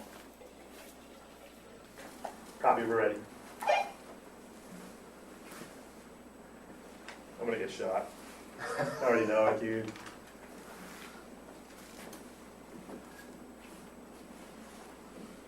Fiend's yelling at me.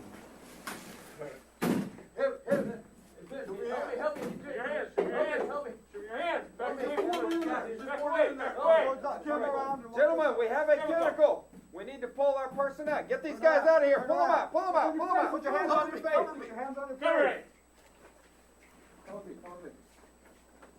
Keep him covered.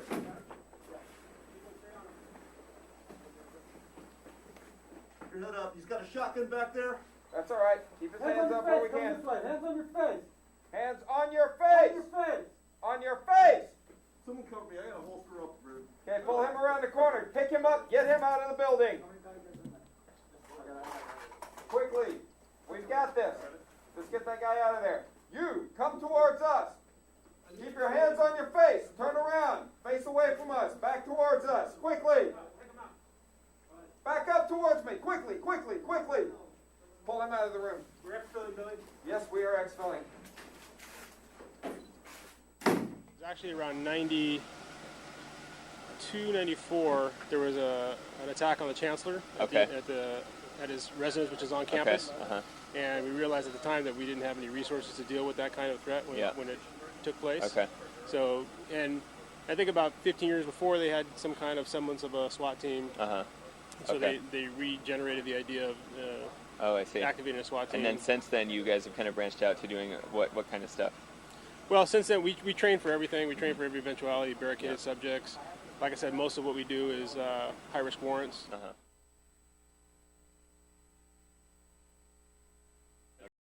Something like it could be like a mugging kind of thing, just like on the street. Depends. Or I mean, like a mugging, but if it's armed, particularly. Right, an armed mugging.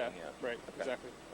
And then obviously we're looking for training for anything else. That we might be faced with, and that's what's great about Urban Shield is we couldn't duplicate this on our own.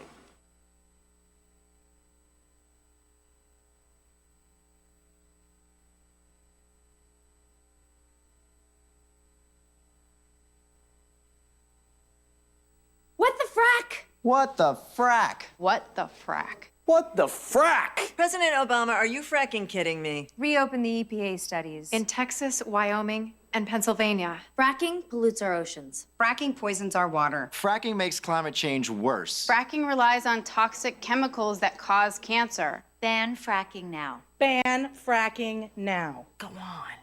Ban it. Ban fracking now. Please.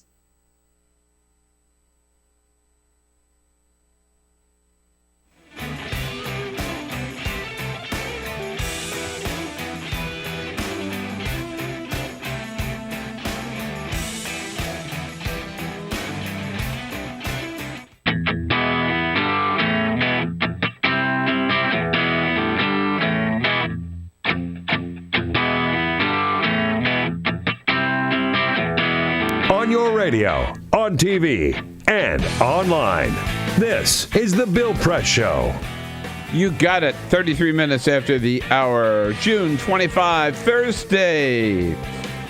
The Bill Press Show, Bill Press and Friends, coming to you live from Washington, D.C., our nation's capital, and our studio on Capitol Hill, where we are brought to you today by AFSCME. Yes, indeed.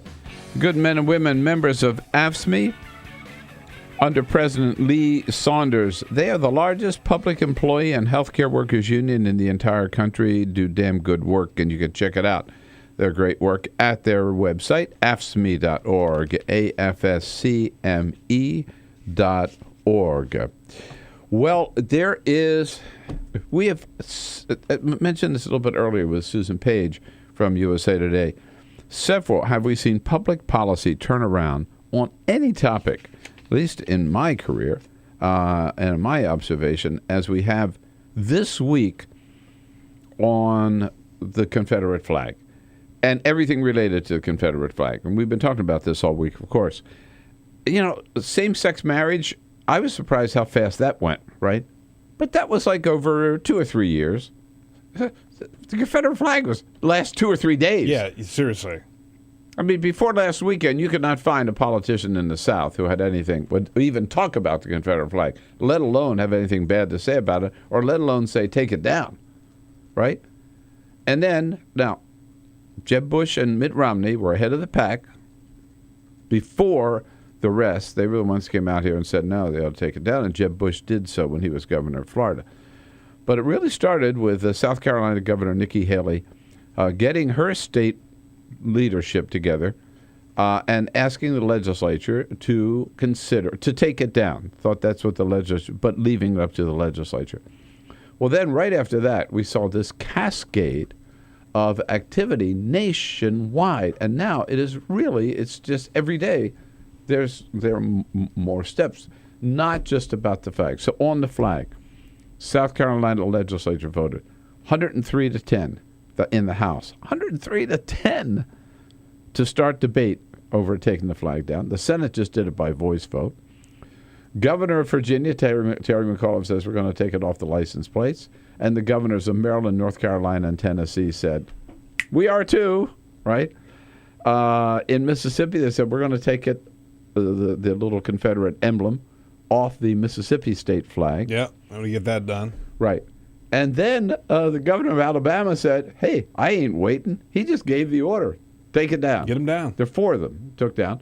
And some reporter said to the governor, did you give that order? He said, yeah, I did.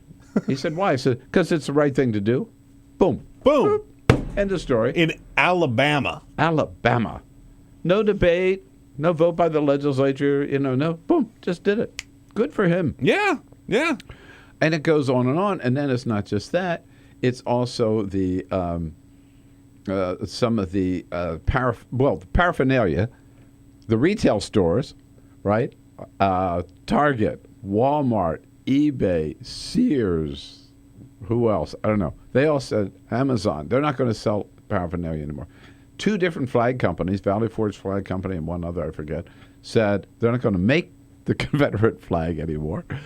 They're going back and rewriting history. If you buy a General Lee car from the Dukes of Hazzard, which famously has the stars and bars on top of it, right? You can still buy models of it. They're taking that off of all future models of that car. There's a Confederate general, forget his name right now, who's also a leader of the KKK in the State House in Tennessee. They're taking his statue out of the State House. Jefferson Davis, president of the Confederate States, born in Kentucky, his statue has been in the State House. They're moving him out of the State House. I heard last night there's a Lake Calhoun named after the famous John Calhoun who started the whole thing with this nullification theory. That Lake Calhoun is in Minnesota, but named for him. They're going to change the name of that lake. Man, there will not be a trace of Confederacy left the way things are going. Here's Governor Bentley yesterday when asked by reporters, what about the flag? I hope that people take it in the right way because we're still going to always honor our past. We'll honor our past, but we're not going to fly that flag. There is some concern, and I am sort of playing devil's avocado here a little bit. There is some concern of completely wiping it out, right? Like I do think that not selling the flags, not making the flags, not flying the flags, that's all great. I think that's a really positive first step. But good, you still have your job. But I mean, there is some history to it, and I think that if we just forget about it and try and change everything, then we lose the opportunity to make that point. But that history will be told in the History Museum, and that's where they'll see the flag. Yeah. As Governor Bentley said also, it's sort of been, sadly, maybe equated with another flag. Unfortunately, it's like the swastika. Some people have adopted that as part of their maybe hate-filled groups. Yeah, and you wonder why Dylan Roof didn't have a swastika on his jacket as well. He has a Rhodesia flag and the Confederate flag. It's that fact I read last week when this happened. In Europe, or in Germany specifically, you cannot fly the Nazi flag, the swastika. Right. You cannot by law fly that. So instead, they fly the Confederate flag. Now, look, it is great. I believe this is happening.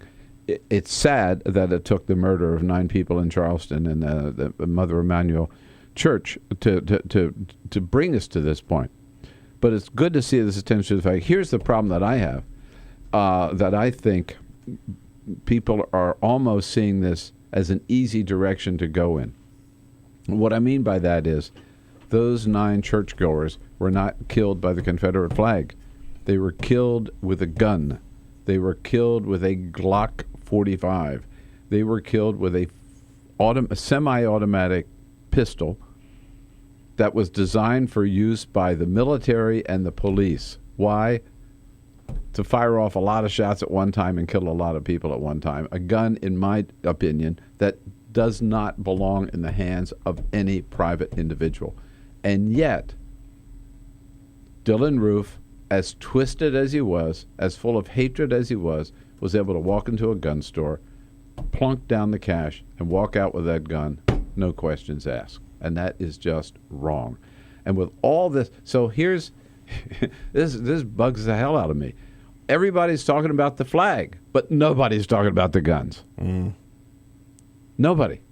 Even the stalwarts for gun control, or now we have to call it gun safety legislation, in the Senate. Chuck Schumer, radio silence.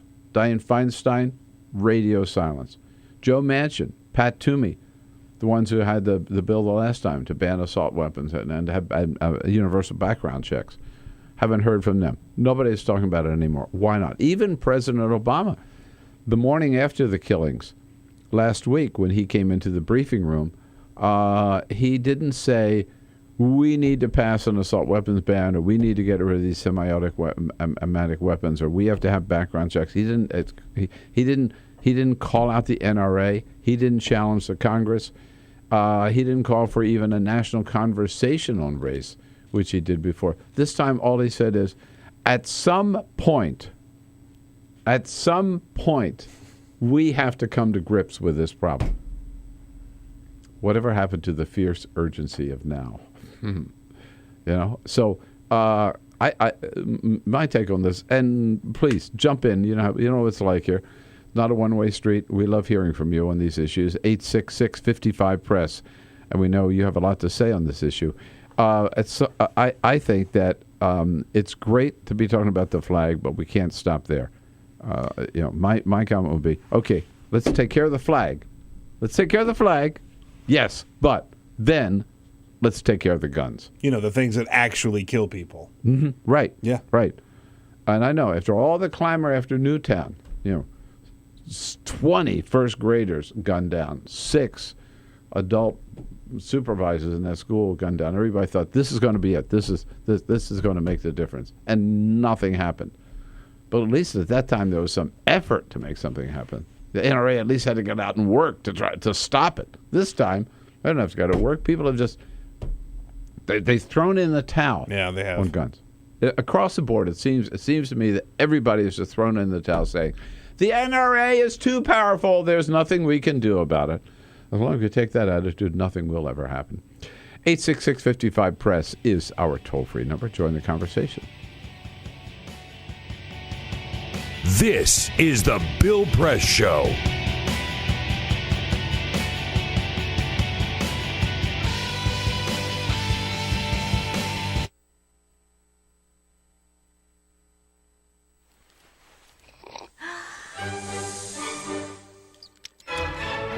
When I started learning about nutrition, about which, by the way, much less is known than you might think, I learned that what mattered most about one's health was not necessarily the nutrients, good or bad, that you were consuming or staying away from, or even the calorie counts. But what predicted a healthy diet more than anything else is the fact that it was being cooked by a human being and not a corporation.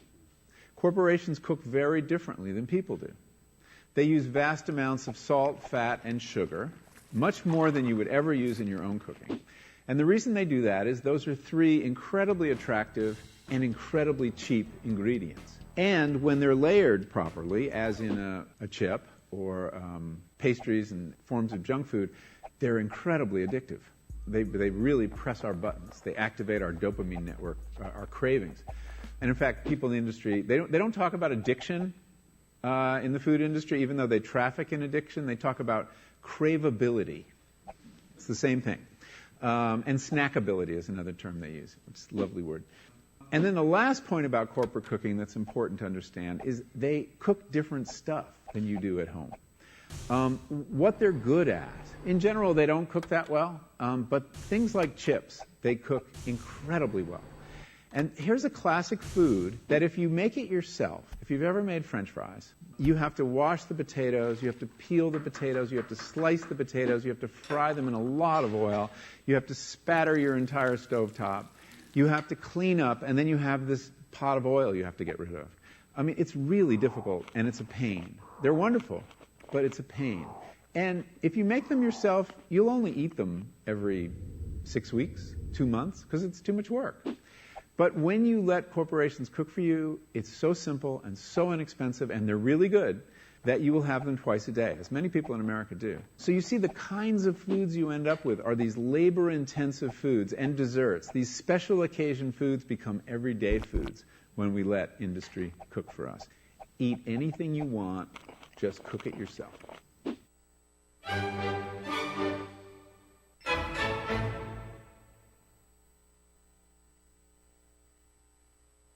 So, I'm kind of new here, but I've noticed a trend. My human does this funny thing where she goes around and gets all my toys, and then she hides them in that basket by the door. But it's always the same basket, and it's always in the same place. And then she acts so surprised when I find them, but, she's putting them in the same basket. Again. It's like, hello? That's where you put it last time. You were the worst at hide and go seek.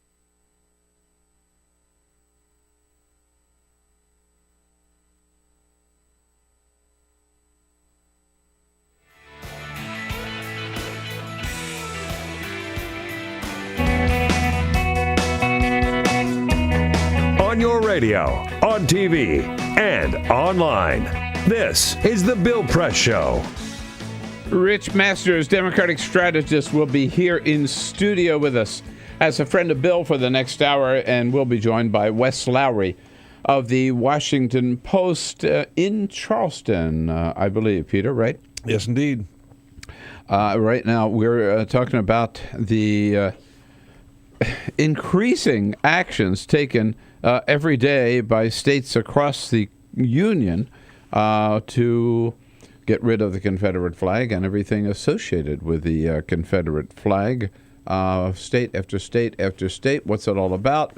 Mim is calling from Stony Brook, New York. Hello, Mim. Hi, Bill. Hey. Listen, from the very beginning, I thought everybody falling all over themselves to get rid of the flag was a red herring, because it takes the pressure off gun control. Now they can congratulate themselves on this big magnanimous gesture, which is so ridiculous to begin with, and no one's really talking about gun control at all. Well, you're right. Now, I think it's good to get rid of the flag. I've been talking about getting rid of the flag for a long, long time. I mean, back to my Crossfire days. But we can't stop there. And you're right. We can't use it as a great distraction to think, oh, boy, we solved that problem, right? Exactly. And next year's an election year, so now the Republicans can really claim, their great thoughtfulness and kindness. People were killed not by that flag.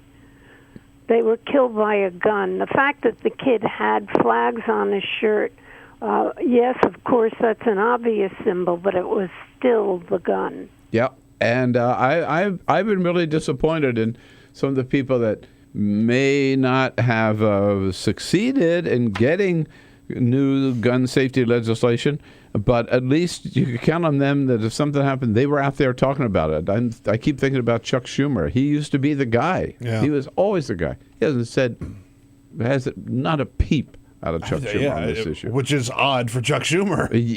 Hello, yeah. Let's go out to Detroit. Hello, Charles. What do you say? Hi, Charles. Hi. How you doing today, guys? All right, thank you. I listen to you a lot. Well, I'm speaking from a gun point of view.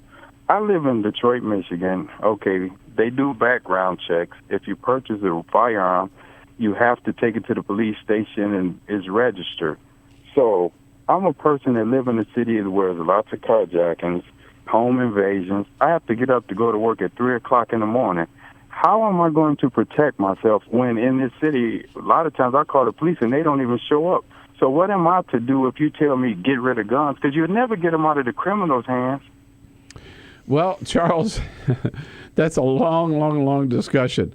I don't want to get rid of all guns. I think there's a legitimate reason, certainly for hunters, if it's really a hunting rifle, and if it's a legitimate reason for defending your family.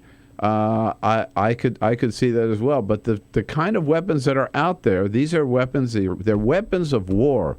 That's what I'm talking about. They're the assault rifles and the assault pistols, and I don't know whether that's a legitimate term, assault pistol. But this is a semi-automatic pistol.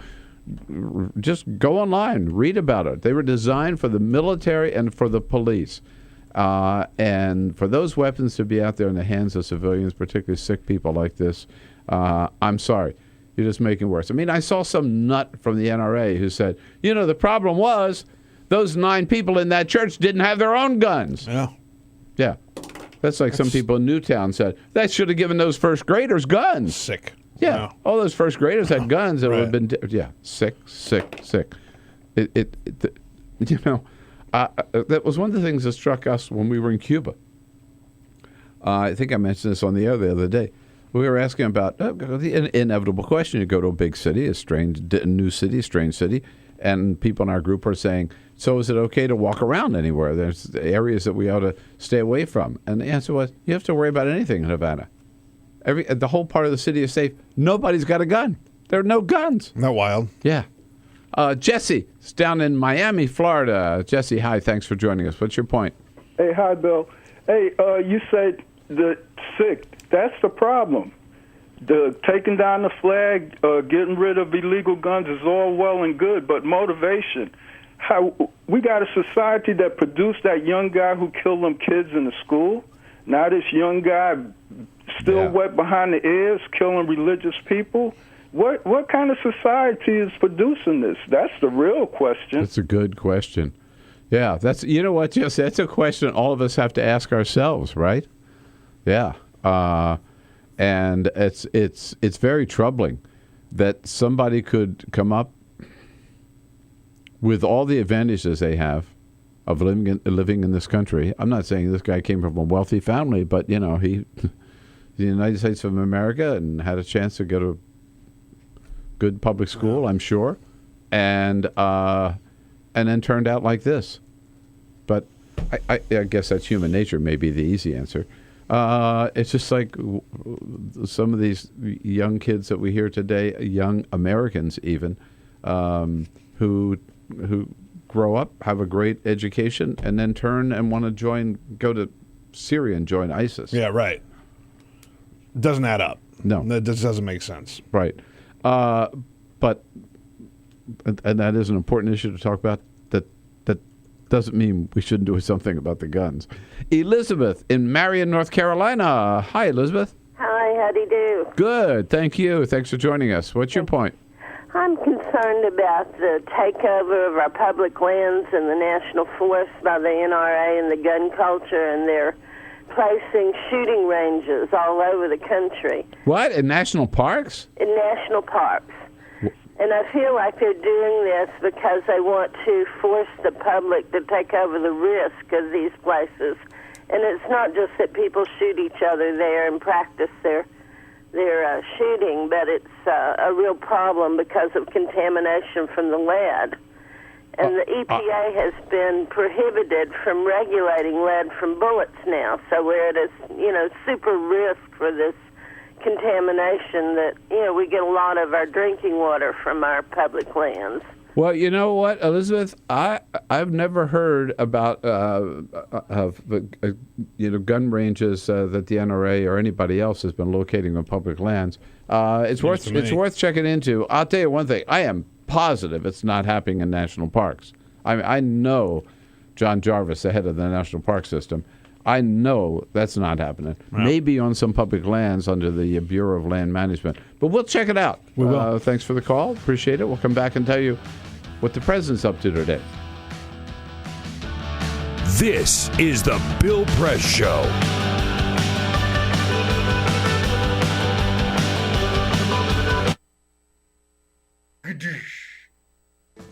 Before now, it's been difficult for criminals like us to know which states have loose gun laws. How would a criminal like me know which states permit me to carry loaded guns in their amusement parks, golf courses, or beaches? I have some violent friends.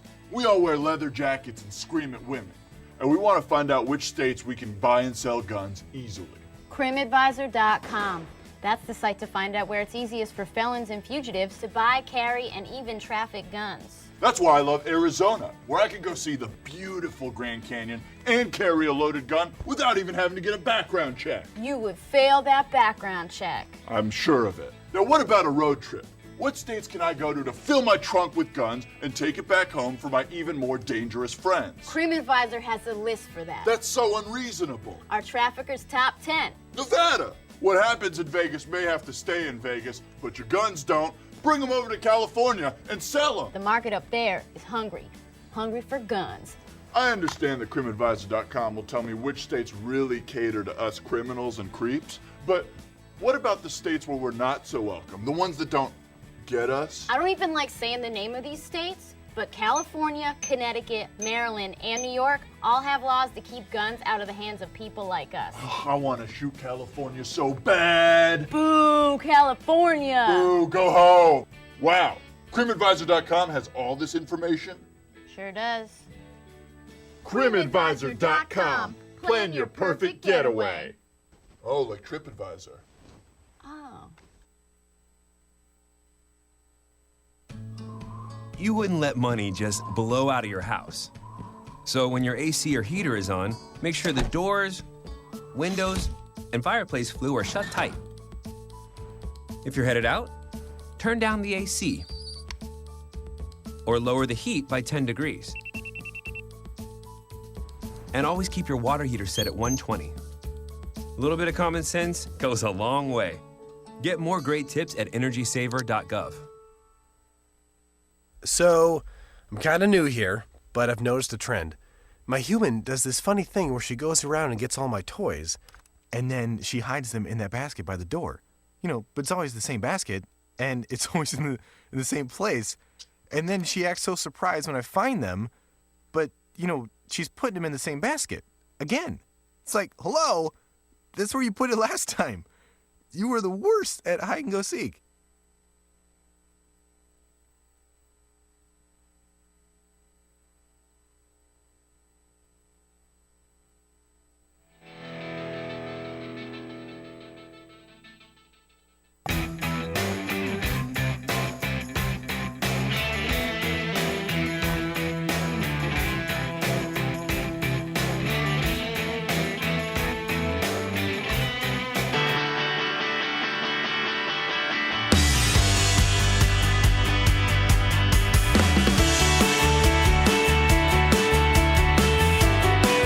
This is the Bill Press Show.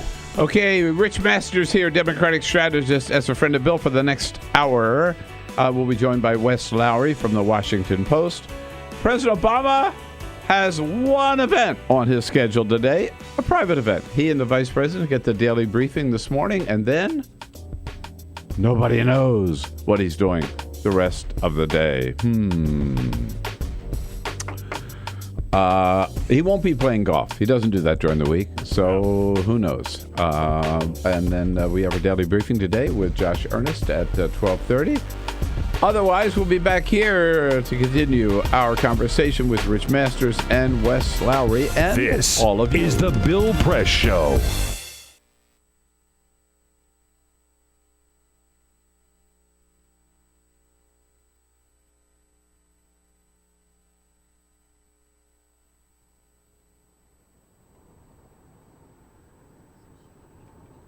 What they told us we were doing was going to rid the state of frivolous lawsuits. So we said, okay, let's vote for this. Leading up to the 2003 effort in Texas, the insurance companies primarily, but also the medical industry, started this drumbeat.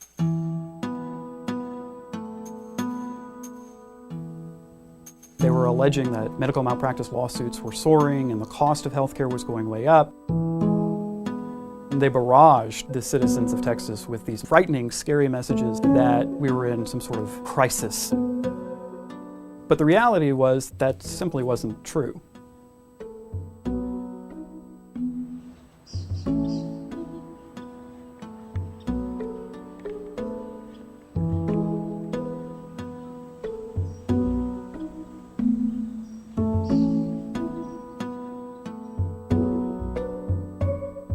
One of the things I think the public doesn't fully understand is that lawsuits are about a lot more than just seeking compensation for an individual plaintiff. By giving damages to the individual, the jury is sending a message about safety to the doctors, the nurses, the hospital.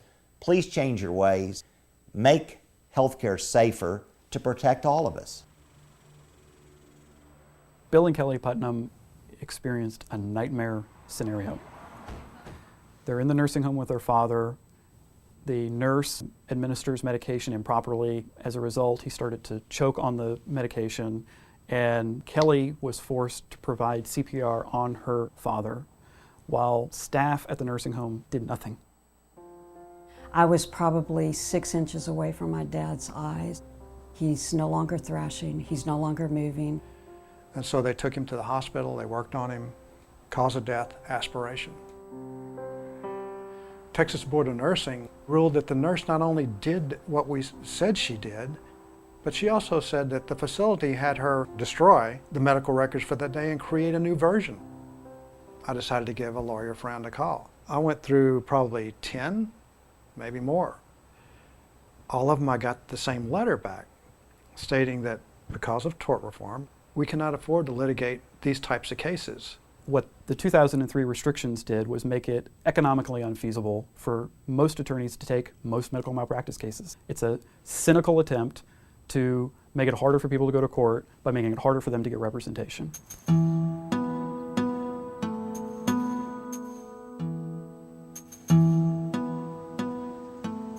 I do remember when Patricia Whitman first contacted me, because as a cardiologist, I was pretty outraged when I looked at the medical records. Patricia Whitman visited the emergency room complaining of chest pains. They look at her EKG. Doctor says, no, you've got indigestion, go home. The symptoms persist. Next day she goes in, sees a different physician. She's been having a heart attack.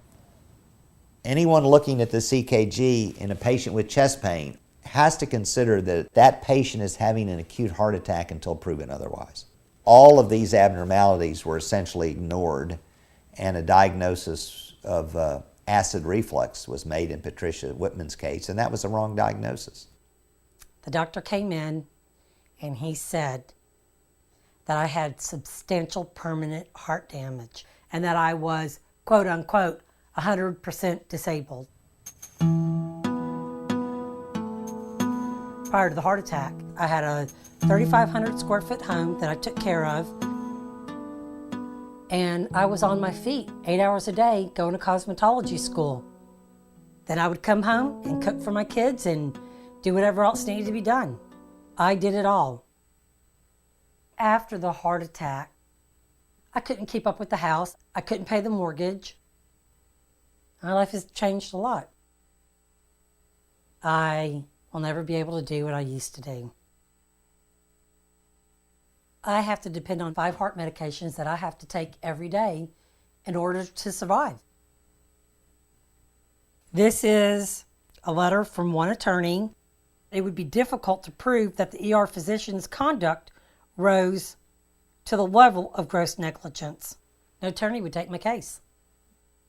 Tort reform involved a specific passage of language that said that a simple negligence standard no longer applied to emergency room care in Texas.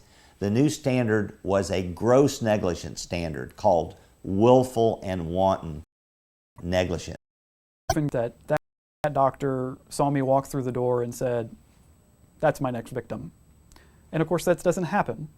And so people like Patricia Whitman, who find themselves in the emergency room and are misdiagnosed or harmed, face almost no ability for accountability.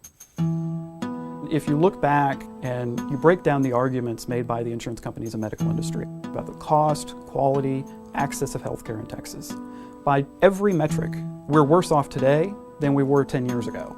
It has made life better and easier for a small group of corporate interests at the expense of the rest of us.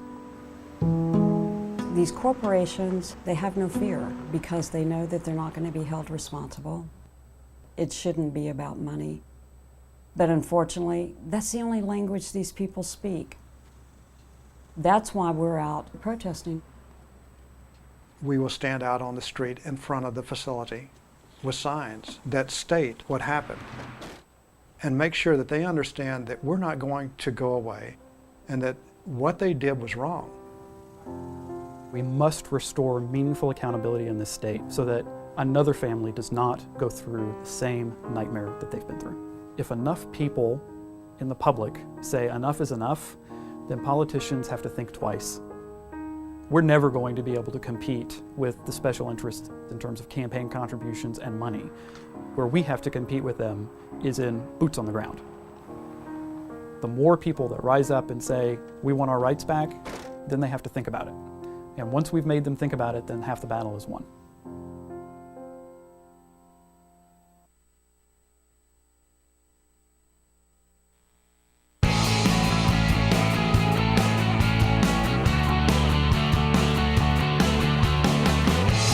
broadcasting around the nation, on your radio, on your TV, and online.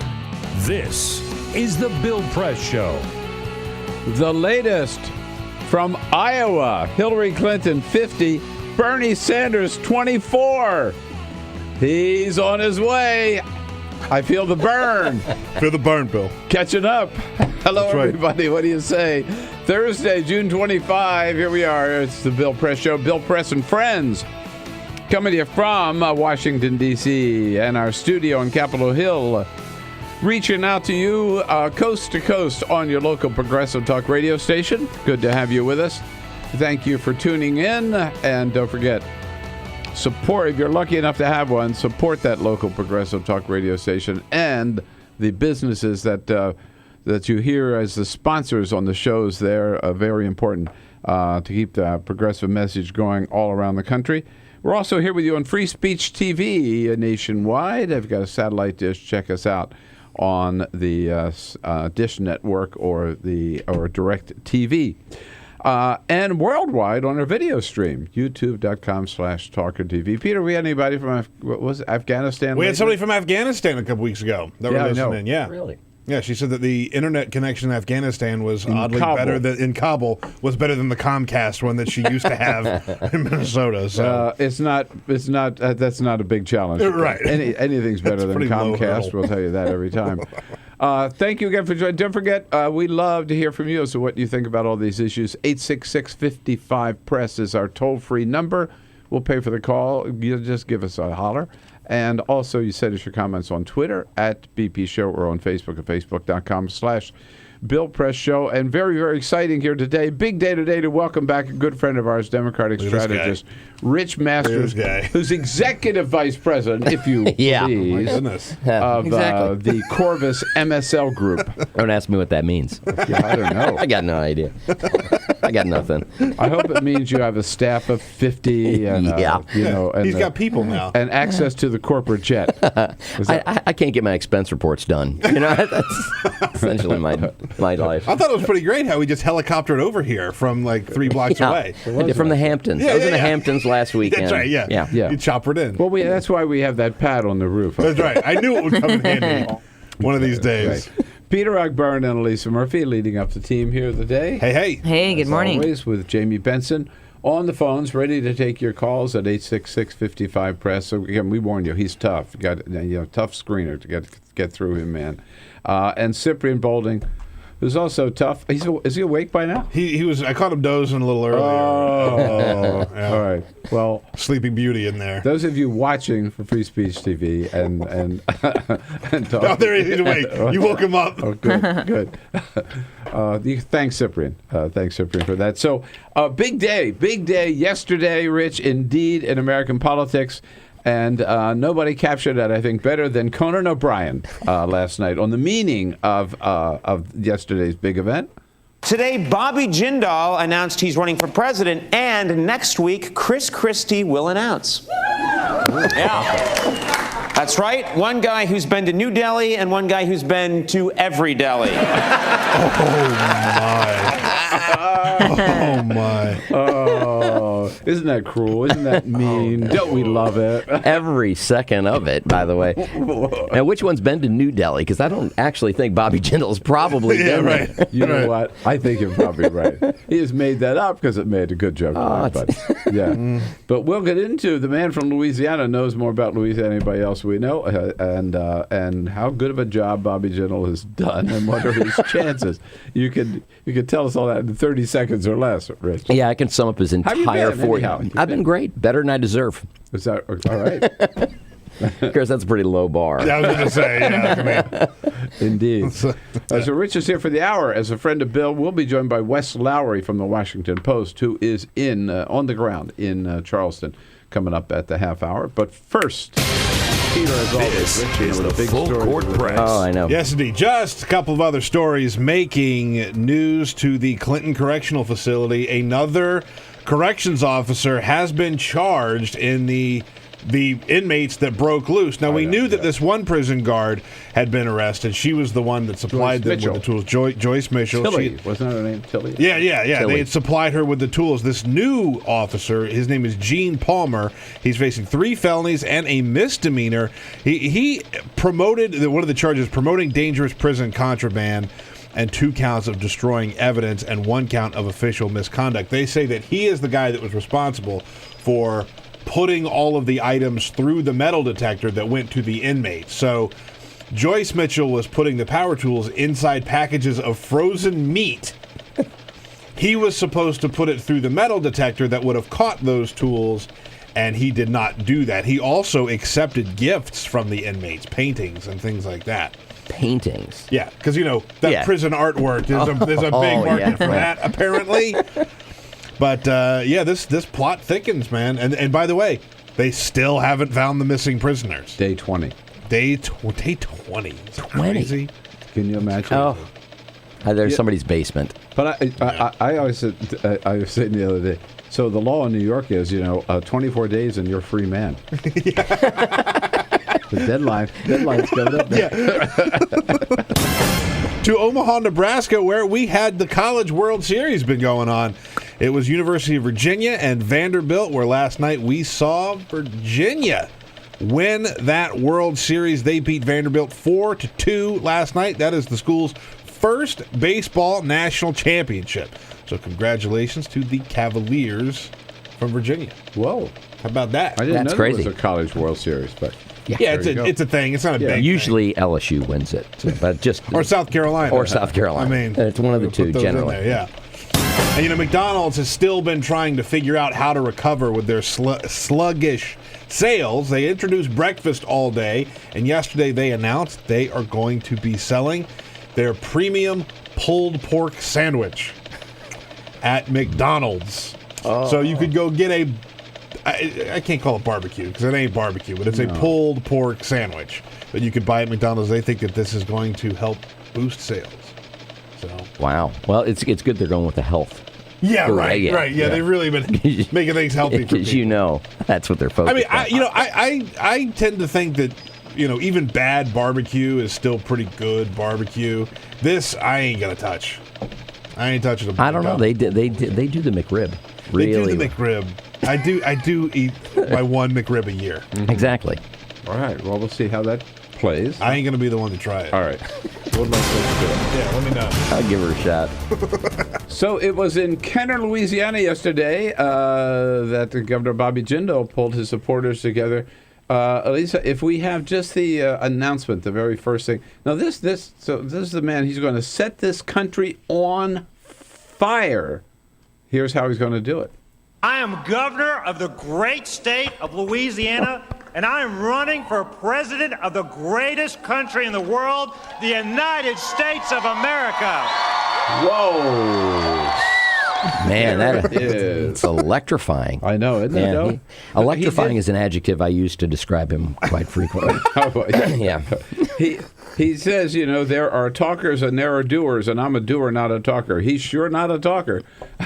That is true. Yeah. Tell us about this guy. You know him well. I do know him well. And he's really there's a great piece in Washington Post yesterday that talked a lot about his background and how he comes from really humble beginnings. He does have an impressive life story. It's really unbelievably impressive. I mean, his parents immigrated early. They decided to raise their kids. They said we're gonna grow up as Americans. And they kind of cut a lot of the because he's part of that generation that said, we're going to assimilate quickly. We don't want to be the outsider immigrants. And, his dad worked, his mom worked, and he grew up in a very humble beginnings. But it's interesting because his entire political career, you can't, because of him running away from his kind of identity as an Indian American. I mean, because he identifies as an American, it's hard to pin down who this guy actually is. I mean, I socialized with him when he was here on the Bipartisan Medicare Commission because he worked with John Breaux and his press secretary is a very good friend of mine. Was he governor then? No, he was not. This was before he was even a member of Congress. Yeah. He was just coming out of, he was very young. And so when he and his wife would come up, we would have him to the house and And you know how most political leaders have completely, you know, they're one way on TV, and then behind the scenes, they're normal kind of human beings. Yeah. He was always on. I mean, always on. And he was probably, at that point, he was probably, you know, in his 30s. You know, so he was always kind of auditioning for that kind of that next step. And he's a very, very bright guy. I mean, I got a lot of really good things to say about him. I don't understand who this new kind of Bobby is, because it's just, you know, and I say since he's been governor, because, you know, the people in Louisiana, he is the most Nick Saban is more popular in the state of Louisiana. Nick Saban.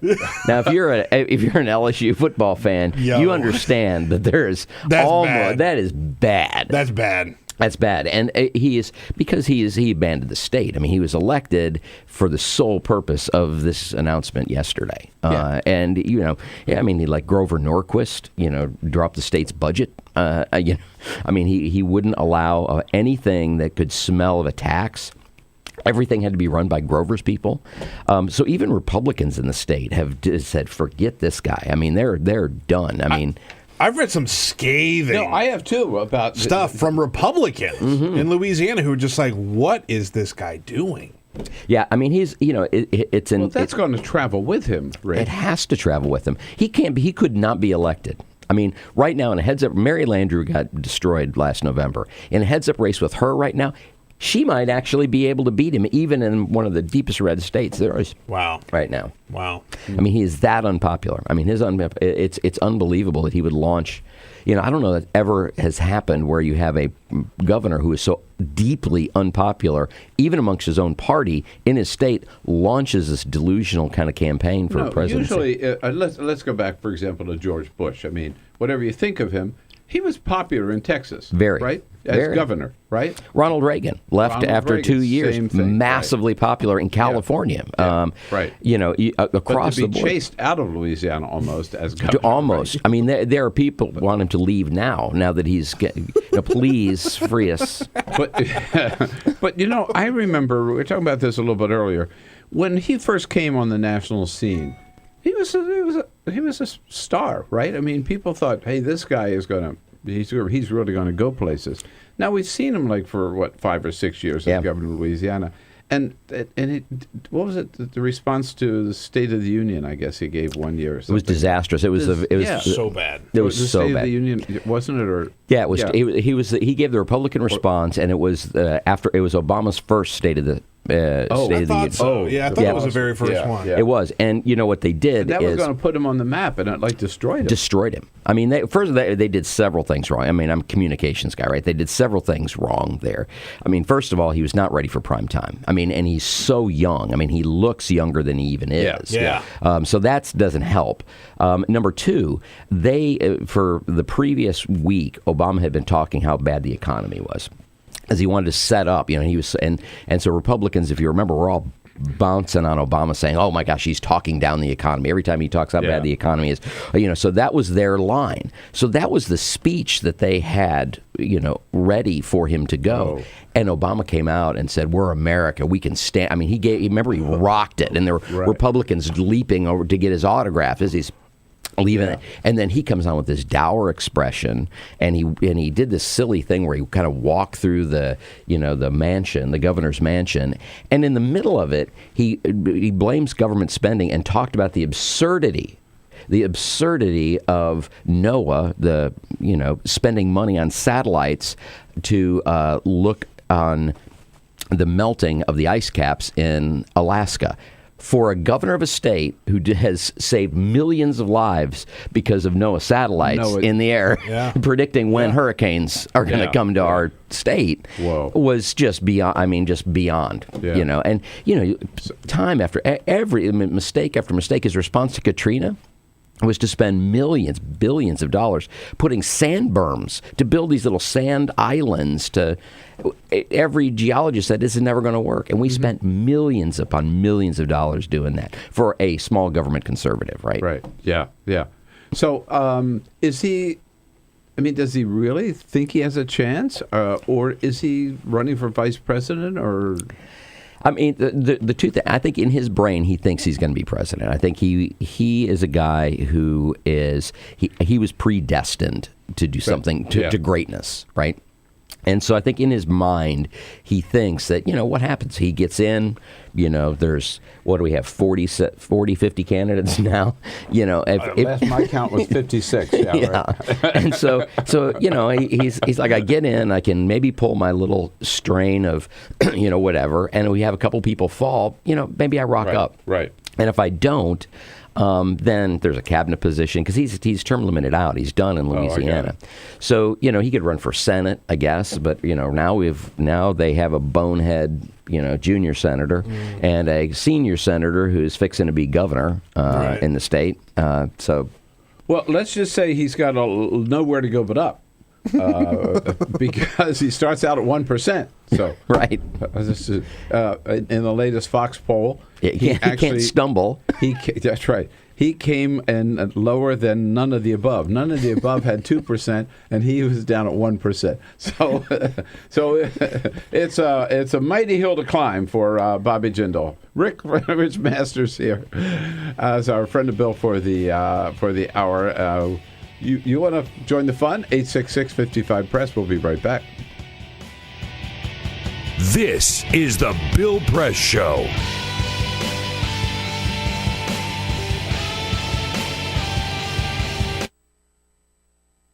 So this is my computer. This is your computer. Let's go on the internet. Let's go. Click it. Yes. Okay. I cursor in between the R and the E.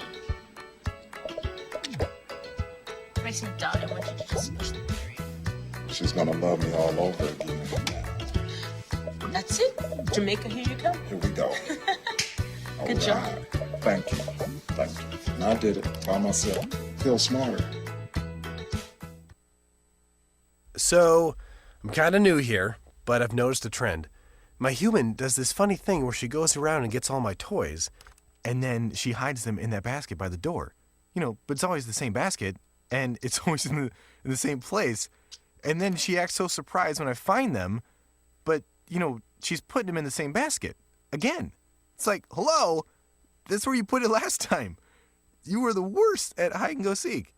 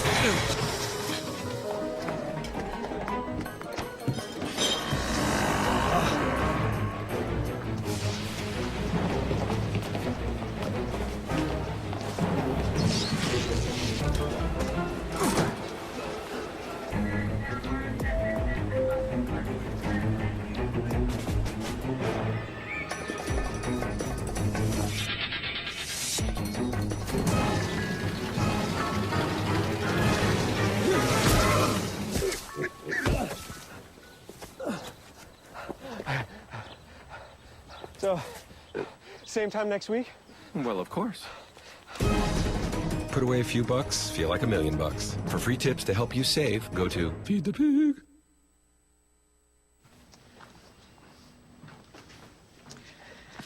All right. I know this isn't any fun to talk about, but we should. Okay. So who's going to do what? I'll pack the dead batteries. Great. I'll only put what I don't need into a duffel bag. Perfect. That's totally unhelpful. No problem.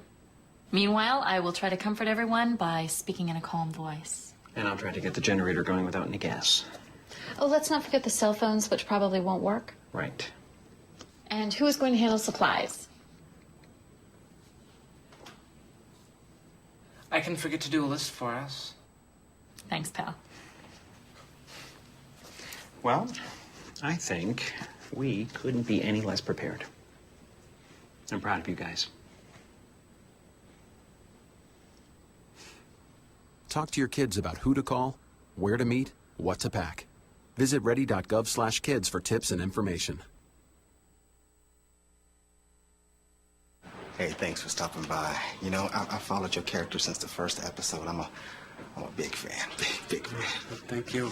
And listen, your storyline, it makes for incredible TV drama. Thing is, your drug use is very adult content. Too adult for the kids. So I'm gonna have to block you. Oh, man. Yeah. Well, have a good one. You're a nice lady.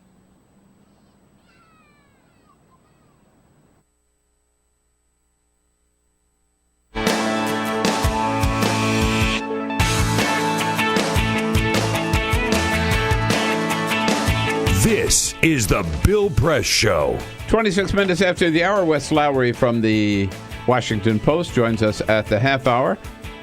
Here with Rich Masters from Corvus MSL Group, a Democratic strategist, Mr. Louisiana, and a neighbor on Capitol Hill here. Yeah.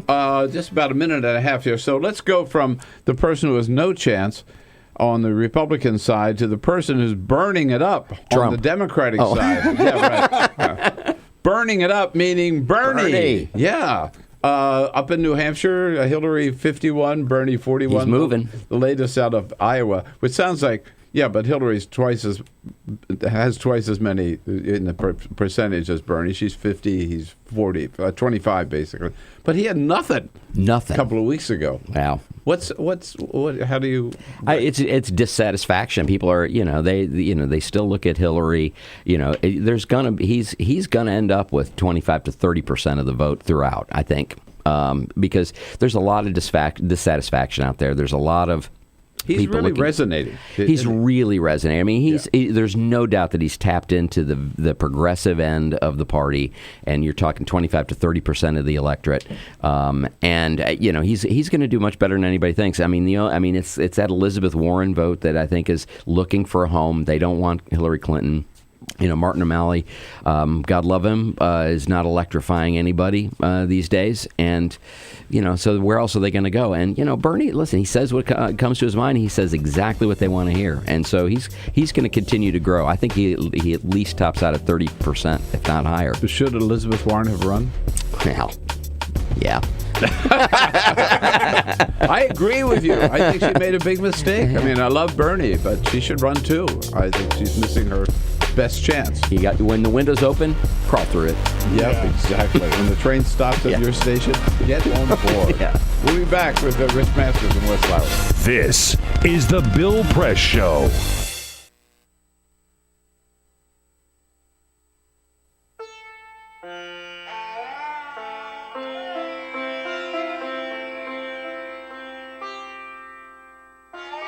They called her Little Sanju. She was born in a village at the foot of the Himalayas, the smallest of 7 brothers and sisters. My family was very poor.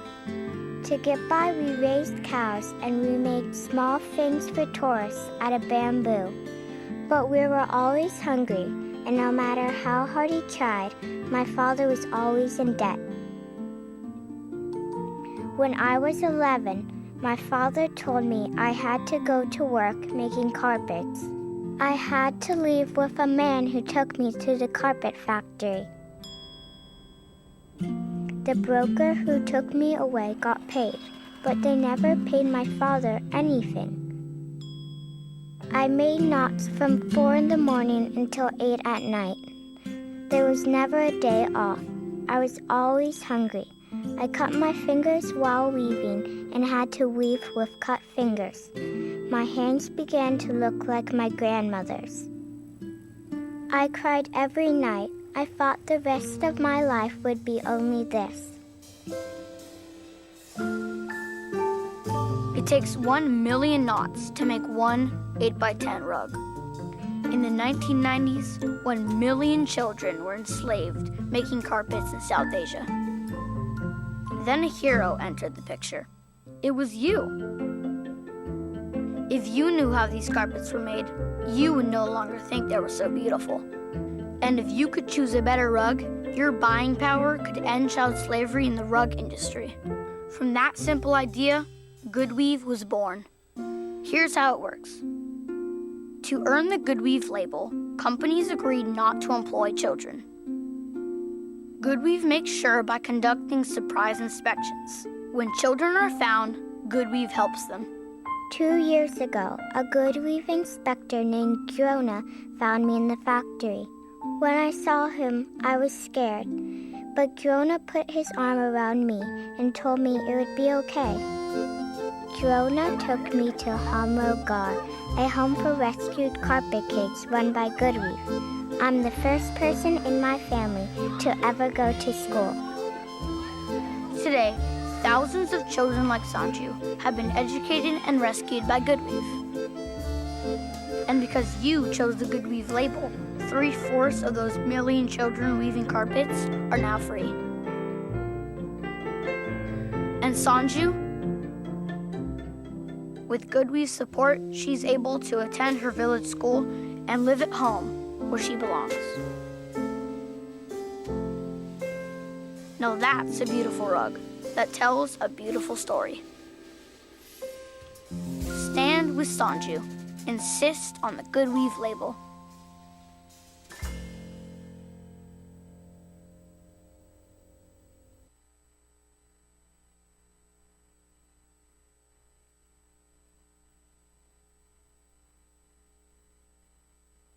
The average text takes your eyes off the road for nearly 5 seconds. At highway speeds, that's enough time to travel the length of a football field.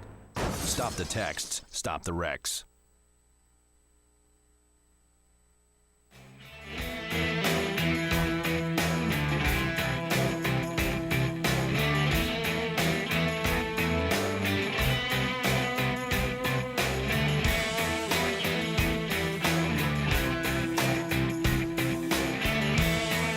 And the ad count.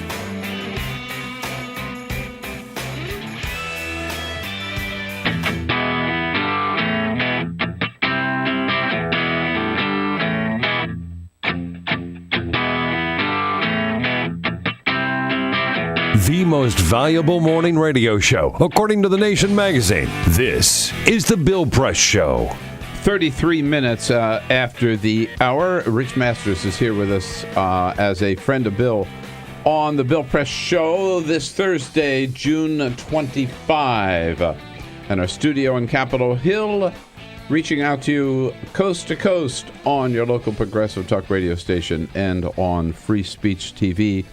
President Obama with a real challenge. There's not a lot on his schedule today, and one of the reasons is he will be working on his eulogy for tomorrow. The eulogy for Reverend Senator Pinckney down in Charleston, but he will also speak about the 8 other victims of that terrible tragedy at Mother Emanuel Church last week in Charleston, and might even be touching on the subjects of race relations, on the Confederate flag, and maybe even on guns, which certainly all relate to this story.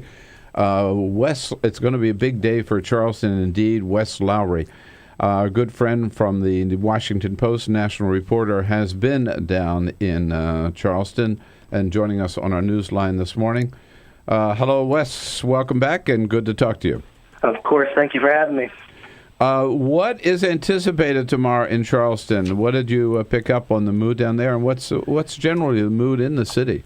Of course. I mean, it's been remarkable to watch the city handle, a massacre, a tragedy, a terrorist attack, in which people in a church were gunned down and killed, and so it's been a very moving kind of mood in many ways, with these kind of themes both of forgiveness and mourning, but at the same time igniting this kind of big, large-scale conversation now about race and about, in some ways, about guns. And about, obviously, the Confederate flag as well. Tomorrow's going to be really interesting. One thing that I noted is that it's very rare for a sitting president to deliver a eulogy of any sort. And President Obama has, in fact, done it now twice in recent months. He gave it to Beau Biden as well, just earlier this month or last month. But very rare. I want to say during George W. Bush's years, the only ones he gave while he was sitting were for former presidents who died during his term. And so this is going to be probably a moment for President Obama in terms of the overlap of 2 issues he cares deeply about, race and guns. And then on top of that, the kind of historic nature of this being, this white on black hate crime. Some would call it a terrorist attack in a historic black church. You're going to have the first black president. This is going to be quite a moment, I think, tomorrow. Oh yeah, indeed. And the city all of us have been to Charleston and love the city of Charleston, and it's a city. I thought that. Well, I was in Columbia recently, and what struck me in Columbia was how visible are the signs of the Confederacy. I mean, I felt like I was in a Confederate theme park when I went to the state capitol in Columbia. You go to Charleston, it's a cosmopolitan city that seems to have had dealt really well with this transition, if you will, from a deep South city to a city that was pretty, universal. Certainly. I mean, I think that yes and no, because I think downtown that is very much the case. You do still have much of historic Charleston. So when you go out onto the water, into the port, you do still have a lot of, whether it be Confederate monuments. If you're looking closely enough, you can realize that, hey, a lot of these houses were probably former plantations. You would never build a house that looks like this right now. And so when you spend... So when you scrutinize it a little bit more, Charleston, as most southern cities, you can still see the fingerprints of where, of the former kind of society there. But you're right in that, Charleston is an extremely diverse city, a city that had felt like it had dealt with a lot of these issues. And then for something like this to happen here, I think it really, that's actually one of the reasons I think that we're seeing movement on things like the Confederate flag and other things that were not starters previously. Because I think you're seeing a lot of people in Charleston who said, we thought we had dealt with this already. And oh my goodness, let's make sure we do something here, because I think a lot of people really are horrified something like this would happen where they live. How soon do you think before the legislature acts? I think it's going to be, I actually think it's probably going to happen relatively quickly, sometime during the special summer session. I'd be very surprised if they stretch this on, for several reasons. The first is that, I do think that you have that kind of, you have the sense of urgency that comes in response to any type of tragedy, where it's like everyone feels as if we need to get something done, let's do something. I also think that even more cynically, politically, there's a lot of cover right now for anyone involved. It's one of the reasons we're seeing these calls now in all these other states for getting rid of license plates. Because right now everyone's got a little bit of cover, and so it's like, hey, if we're going to do this, let's do this right now, not 6 months from now. Well, and how about the governor of Alabama? I mean, he takes down the flags and then says the reason I'm taking it down is I got more important things to do, like raising taxes. I mean, I had to check to make sure he wasn't one of ours, because unbelievable. I mean, if you simply look, and not that this is going to be a bellwether change. But let me ask you, Wes, I mean, do you see on the ground, especially with the Republicans, I mean, you can see it with Nikki Haley. There's no doubt Tim Scott and the rest have kind of come on board. This could be a watershed moment in terms of the Republican parties. They've done this very delicate dance around racism for very, very long. The David Dukes in Louisiana, for instance. Do you see, as you talk to some of these Republican lawmakers, that this does give them cover to not just change on this, but a lot of race relations? I think so, too. I mean, it gives them cover, one, to even just have some frank conversations that otherwise were not being had previously. In some ways, it's almost, you liken it to when you're going for a swim. You don't dip your foot in, you just jump. Even you just jump into the pool. This idea that because there is this extensive political cover, provided, it took a little time, and Nikki Haley, Tim Scott, and Lindsey Graham as well. Reince Priebus was there for this announcement. This show of force among South Carolina Republicans saying, "Listen, we're going to make a decision on this." I think that gave cover to so many Republicans across the South to say, not only are we going to, make a move on however the Confederate flag is our state issue, whether it's Mississippi or Alabama or Virginia, but also maybe we should have you can even see it in the rhetoric. In those first few days where you had people saying, well, we don't really know if this is race. We don't really know. You look at the comments made by Ben Carson and Rick Santorum, two of the most, undoubtedly conservative people in the 2016 race, and also people who have made comments that have raised a lot of eyebrows about issues of race. And when Carson called out other Republicans saying it's ridiculous that they would say this wasn't about race. Rick Santorum was one of the first ones to say this was undoubtedly about race. This is obviously a racial attack. And so I think that it has changed the conversation a little bit, not only of the electeds and the politicians, but also among the kind of conservative commentary. I try to read as much commentary around race from both sides as possible as I write about this. And I'm seeing a market change here where a lot of, and I can trace that back, even going back to Ferguson and Eric Gardner, there has been a steady shift where for a long time the kind of reactionary conservative thought would be, why is the left making everything about race? None of this stuff is about race. And you've seen over time, over the last year, a marked shift where you have commentary now from the right saying, listen, guys, sometimes it is about race, and we should acknowledge that when it is. Mm-hmm. And I think that that's kind of the case here. I've seen a few kind of prominent columnists come out and say, on the right, say, listen, guys, like we call them race baiters all the time, but this is clearly about race, and we should acknowledge that. And I think that is a big difference. Mm-hmm. You know, you mentioned there Ferguson, and I was going to ask you, because I think the first time, Wes, that we connected with you here on the Bill Press Show was when you were on the ground in Ferguson, and you're telling us about your experience there. Can you talk about the contrast you saw between the people of Charleston and the people of Ferguson, and how there was a different kind of violence here, right? Of course, yes, yeah, a different kind of violence, and also a different kind of community reaction of the crowd too, of the population, if you will. Yeah, very much so, and I do think, and I think that's for a variety of reasons. I mean, one, I think that part of it was just, I mean, as you said, it's just a different type of violence and a different type of circumstance. In Ferguson, you had this idea that, you know, it was the government itself, the police, you know, had killed someone, you know, and so there was a different kind of betrayal versus when you live in a community where someone else attacks you. And I think about this, you know, I was working for the Boston Globe during the Boston Marathon bombings. I lived in New York during 9/11. When someone comes into your community and attacks you, even if they're from where you're from, which was the case in Boston, it's very different because you have more of a sense of communal camaraderie and the shared mourning, the shared tragedy. And I think we're seeing that in Charleston, this idea that that white Charleston, black Charleston all say, hey, this guy did not represent us, and he's hurt all of us. And so it's a lot easier, I think, to kind of have that sense of community versus maybe a case like Ferguson where it was a betrayal, where there were people saying, listen, the government of Ferguson, the Ferguson police killed a kid in the street. Mm-hmm. And so it was very different. And so I think that like I said, it has been markedly different than a lot of these other communities, whether it be in Ferguson, whether it be in Baltimore. And I said part of that I do think is just this dynamic of an outsider coming in and victimizing your community versus the idea of, you know, your own community victimizing itself. Right. Yeah. Our South Carolinian here, Peter Ogburn. Yeah, I got one quick question, Wes, because I'm a native Charlestonian. I always, when people go down there, I always have to ask them, you eating all right? You eating okay? Exactly. Well, I remember you asking me when I was down there for Walter Scott, and you gave me I want to say a barbecue recommendation. Yeah, there's some barbecue down there you got to hit, and then you got to go to Hominy Grill. Snob is a great restaurant. Mm-hmm. And Dave's Carryout, by the way. You got to go to Dave's Carryout. All right, I'm going to remember that because I'm going to go back. I sent Joel Anderson there the other day. He can vouch for me.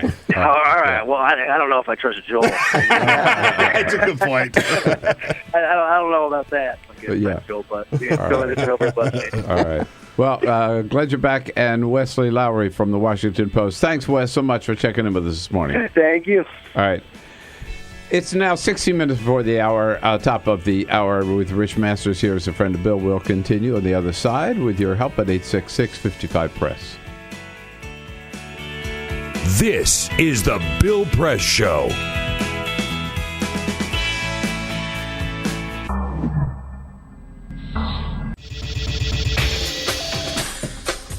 Tune into Free Speech TV for Democracy Now!, a national, independent, award-winning news program bringing you people and perspectives rarely seen on corporate media.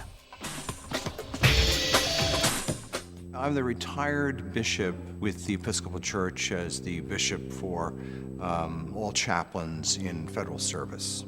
I read that there was a group of people that represented a sense of injustice that I had.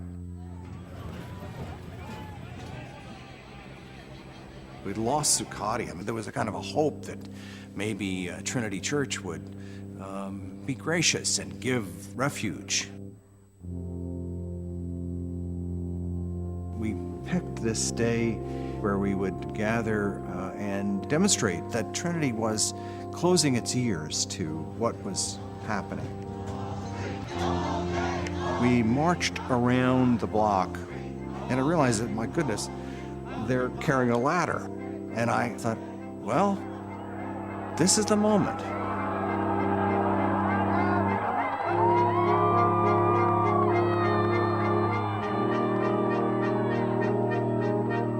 You could feel a spiritual presence. You could feel a certain something.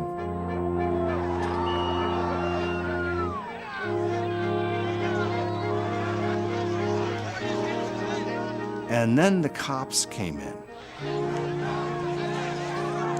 It got brutal. I'm with you right here. Robin, I'm here. The church needed, in this moment in history, to stand alongside of these protesters. The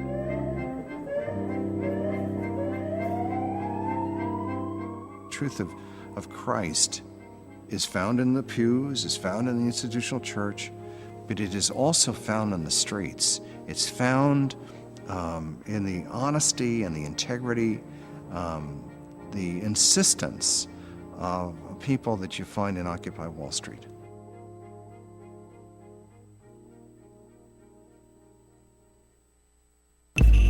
Tune in to Gay USA with hosts Ann Northrup and Andy Hum for in-depth coverage of lesbian, gay, bisexual, and transgender news. Watch Gay USA every week, only on Free Speech TV.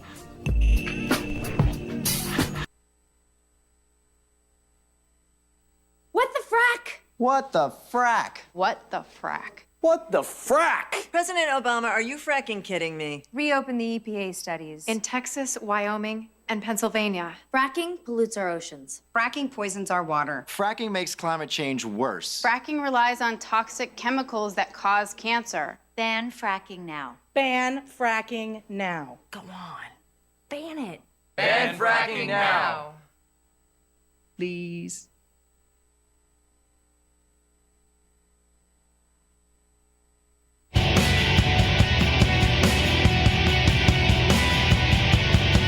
Seen on Free Speech TV and online on TawkrTV. This is the Bill Press Show. Here we go, 12 minutes before the top of the hour, Thursday, June 25. Rich Masters here as a friend of Bill. Rich, as a Southern Democrat, I've got to ask you, and as a political strategist overall, have you ever seen a public policy issue turn on a dime so fast in your life as the Confederate flag did this week? Have not. It's really amazing. And so, I grew up in the... Did you see it coming? No, I don't think anyone could have seen it coming. And especially as someone who's watched politics and racial politics unfold. I mean, as a reporter, I covered the David Duke race when he ran against Bennett Johnson, and then when he ran and came in, ran against Edwin Edwards. And so, you could see... As a commentator from Los Angeles TV, I covered that ladder race too. Yeah, I'll tell you. Yeah, I was in the belly of the beast there. I mean, I traveled with Duke for the last week with the traveling reporters. I mean, and so it's interesting because I grew up in the Midwest, but then went to Louisiana to cover politics and spent 10 years there covering politics before I went to work for Senator Landrieu. And the whole race issue, because I grew up in a collar suburbs of Chicago. So going there where there were still, colored entrances and white, now they were outdated and they were faded and they no longer were in, but they were vestiges of that past. And it's easy to look at Southerners and say, well, they're all a bunch of racists, and a lot of them have bought into this notion of heritage.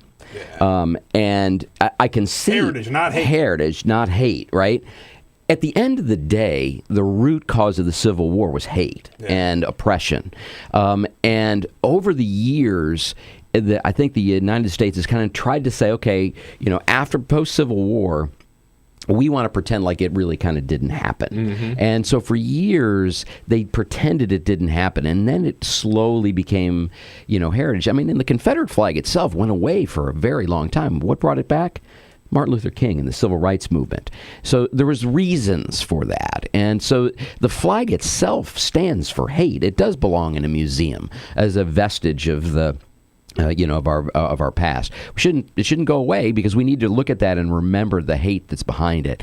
And the events in Charleston galvanized and gave a narrative to that hate like nothing has ever done before.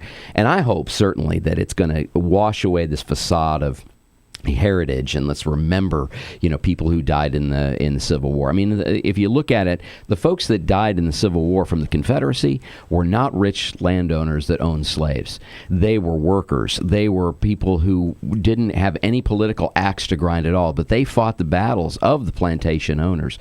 And so as you look at that heritage, we need to remember the hate that the flag came to stand for. And this event galvanized that like something I've never seen. Yeah, I've heard a couple of people also point out that as another way of looking at this is that these are the leaders, certainly of the Confederacy.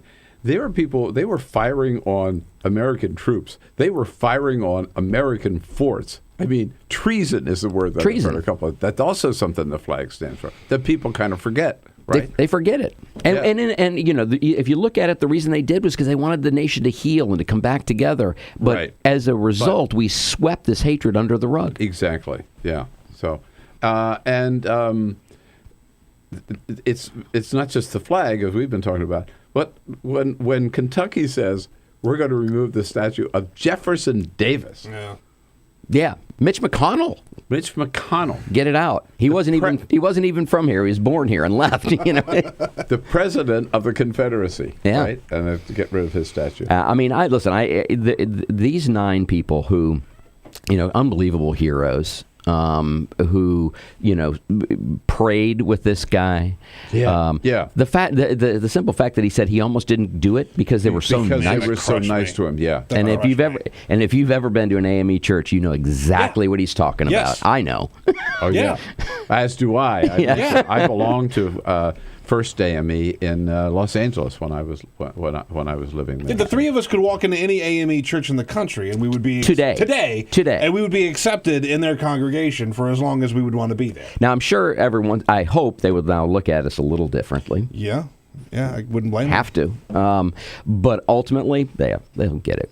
Yeah. Tomorrow is going to be a powerful moment for this entire nation. Yeah, it will. I think it's probably the single most important speech, and I think it's going to be one on race. I mean, I think it's going to rival. I think you're going to hear some of the same themes.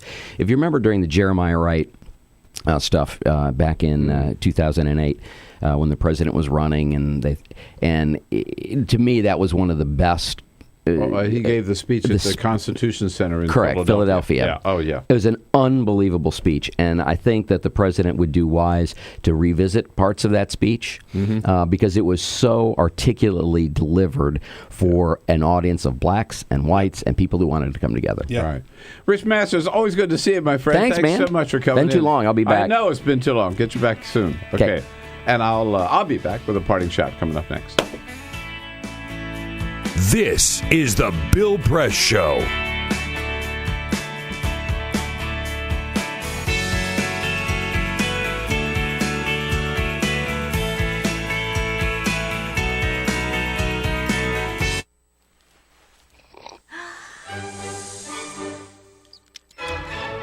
When I started learning about nutrition, about which, by the way, much less is known than you might think, I learned that what mattered most about one's health was not necessarily the nutrients, good or bad, that you were consuming or staying away from, or even the calorie counts. But what predicted a healthy diet more than anything else is the fact that it was being cooked by a human being and not a corporation. Corporations cook very differently than people do. They use vast amounts of salt, fat, and sugar, much more than you would ever use in your own cooking.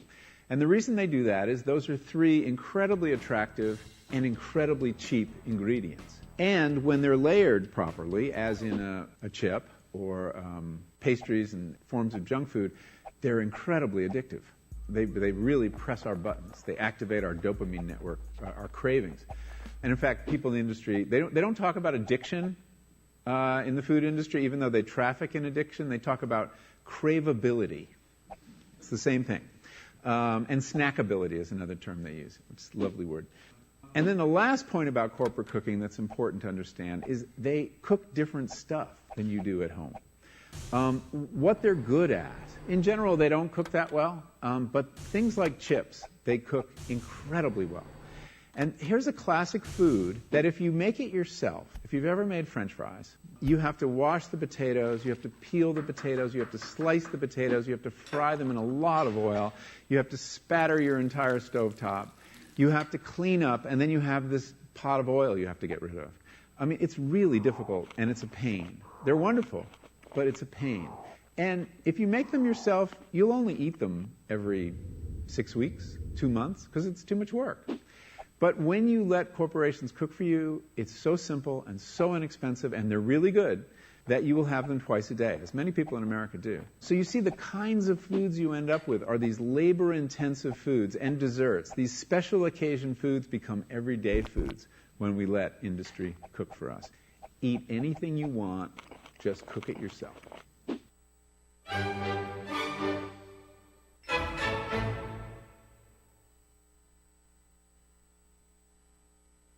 So, I'm kind of new here, but I've noticed a trend. My human does this funny thing where she goes around and gets all my toys, and then she hides them in that basket by the door. You know, but it's always the same basket, and it's always in the same place. And then she acts so surprised when I find them, but, you know, she's putting them in the same basket. Again. It's like, hello? That's where you put it last time. You were the worst at hide and go seek.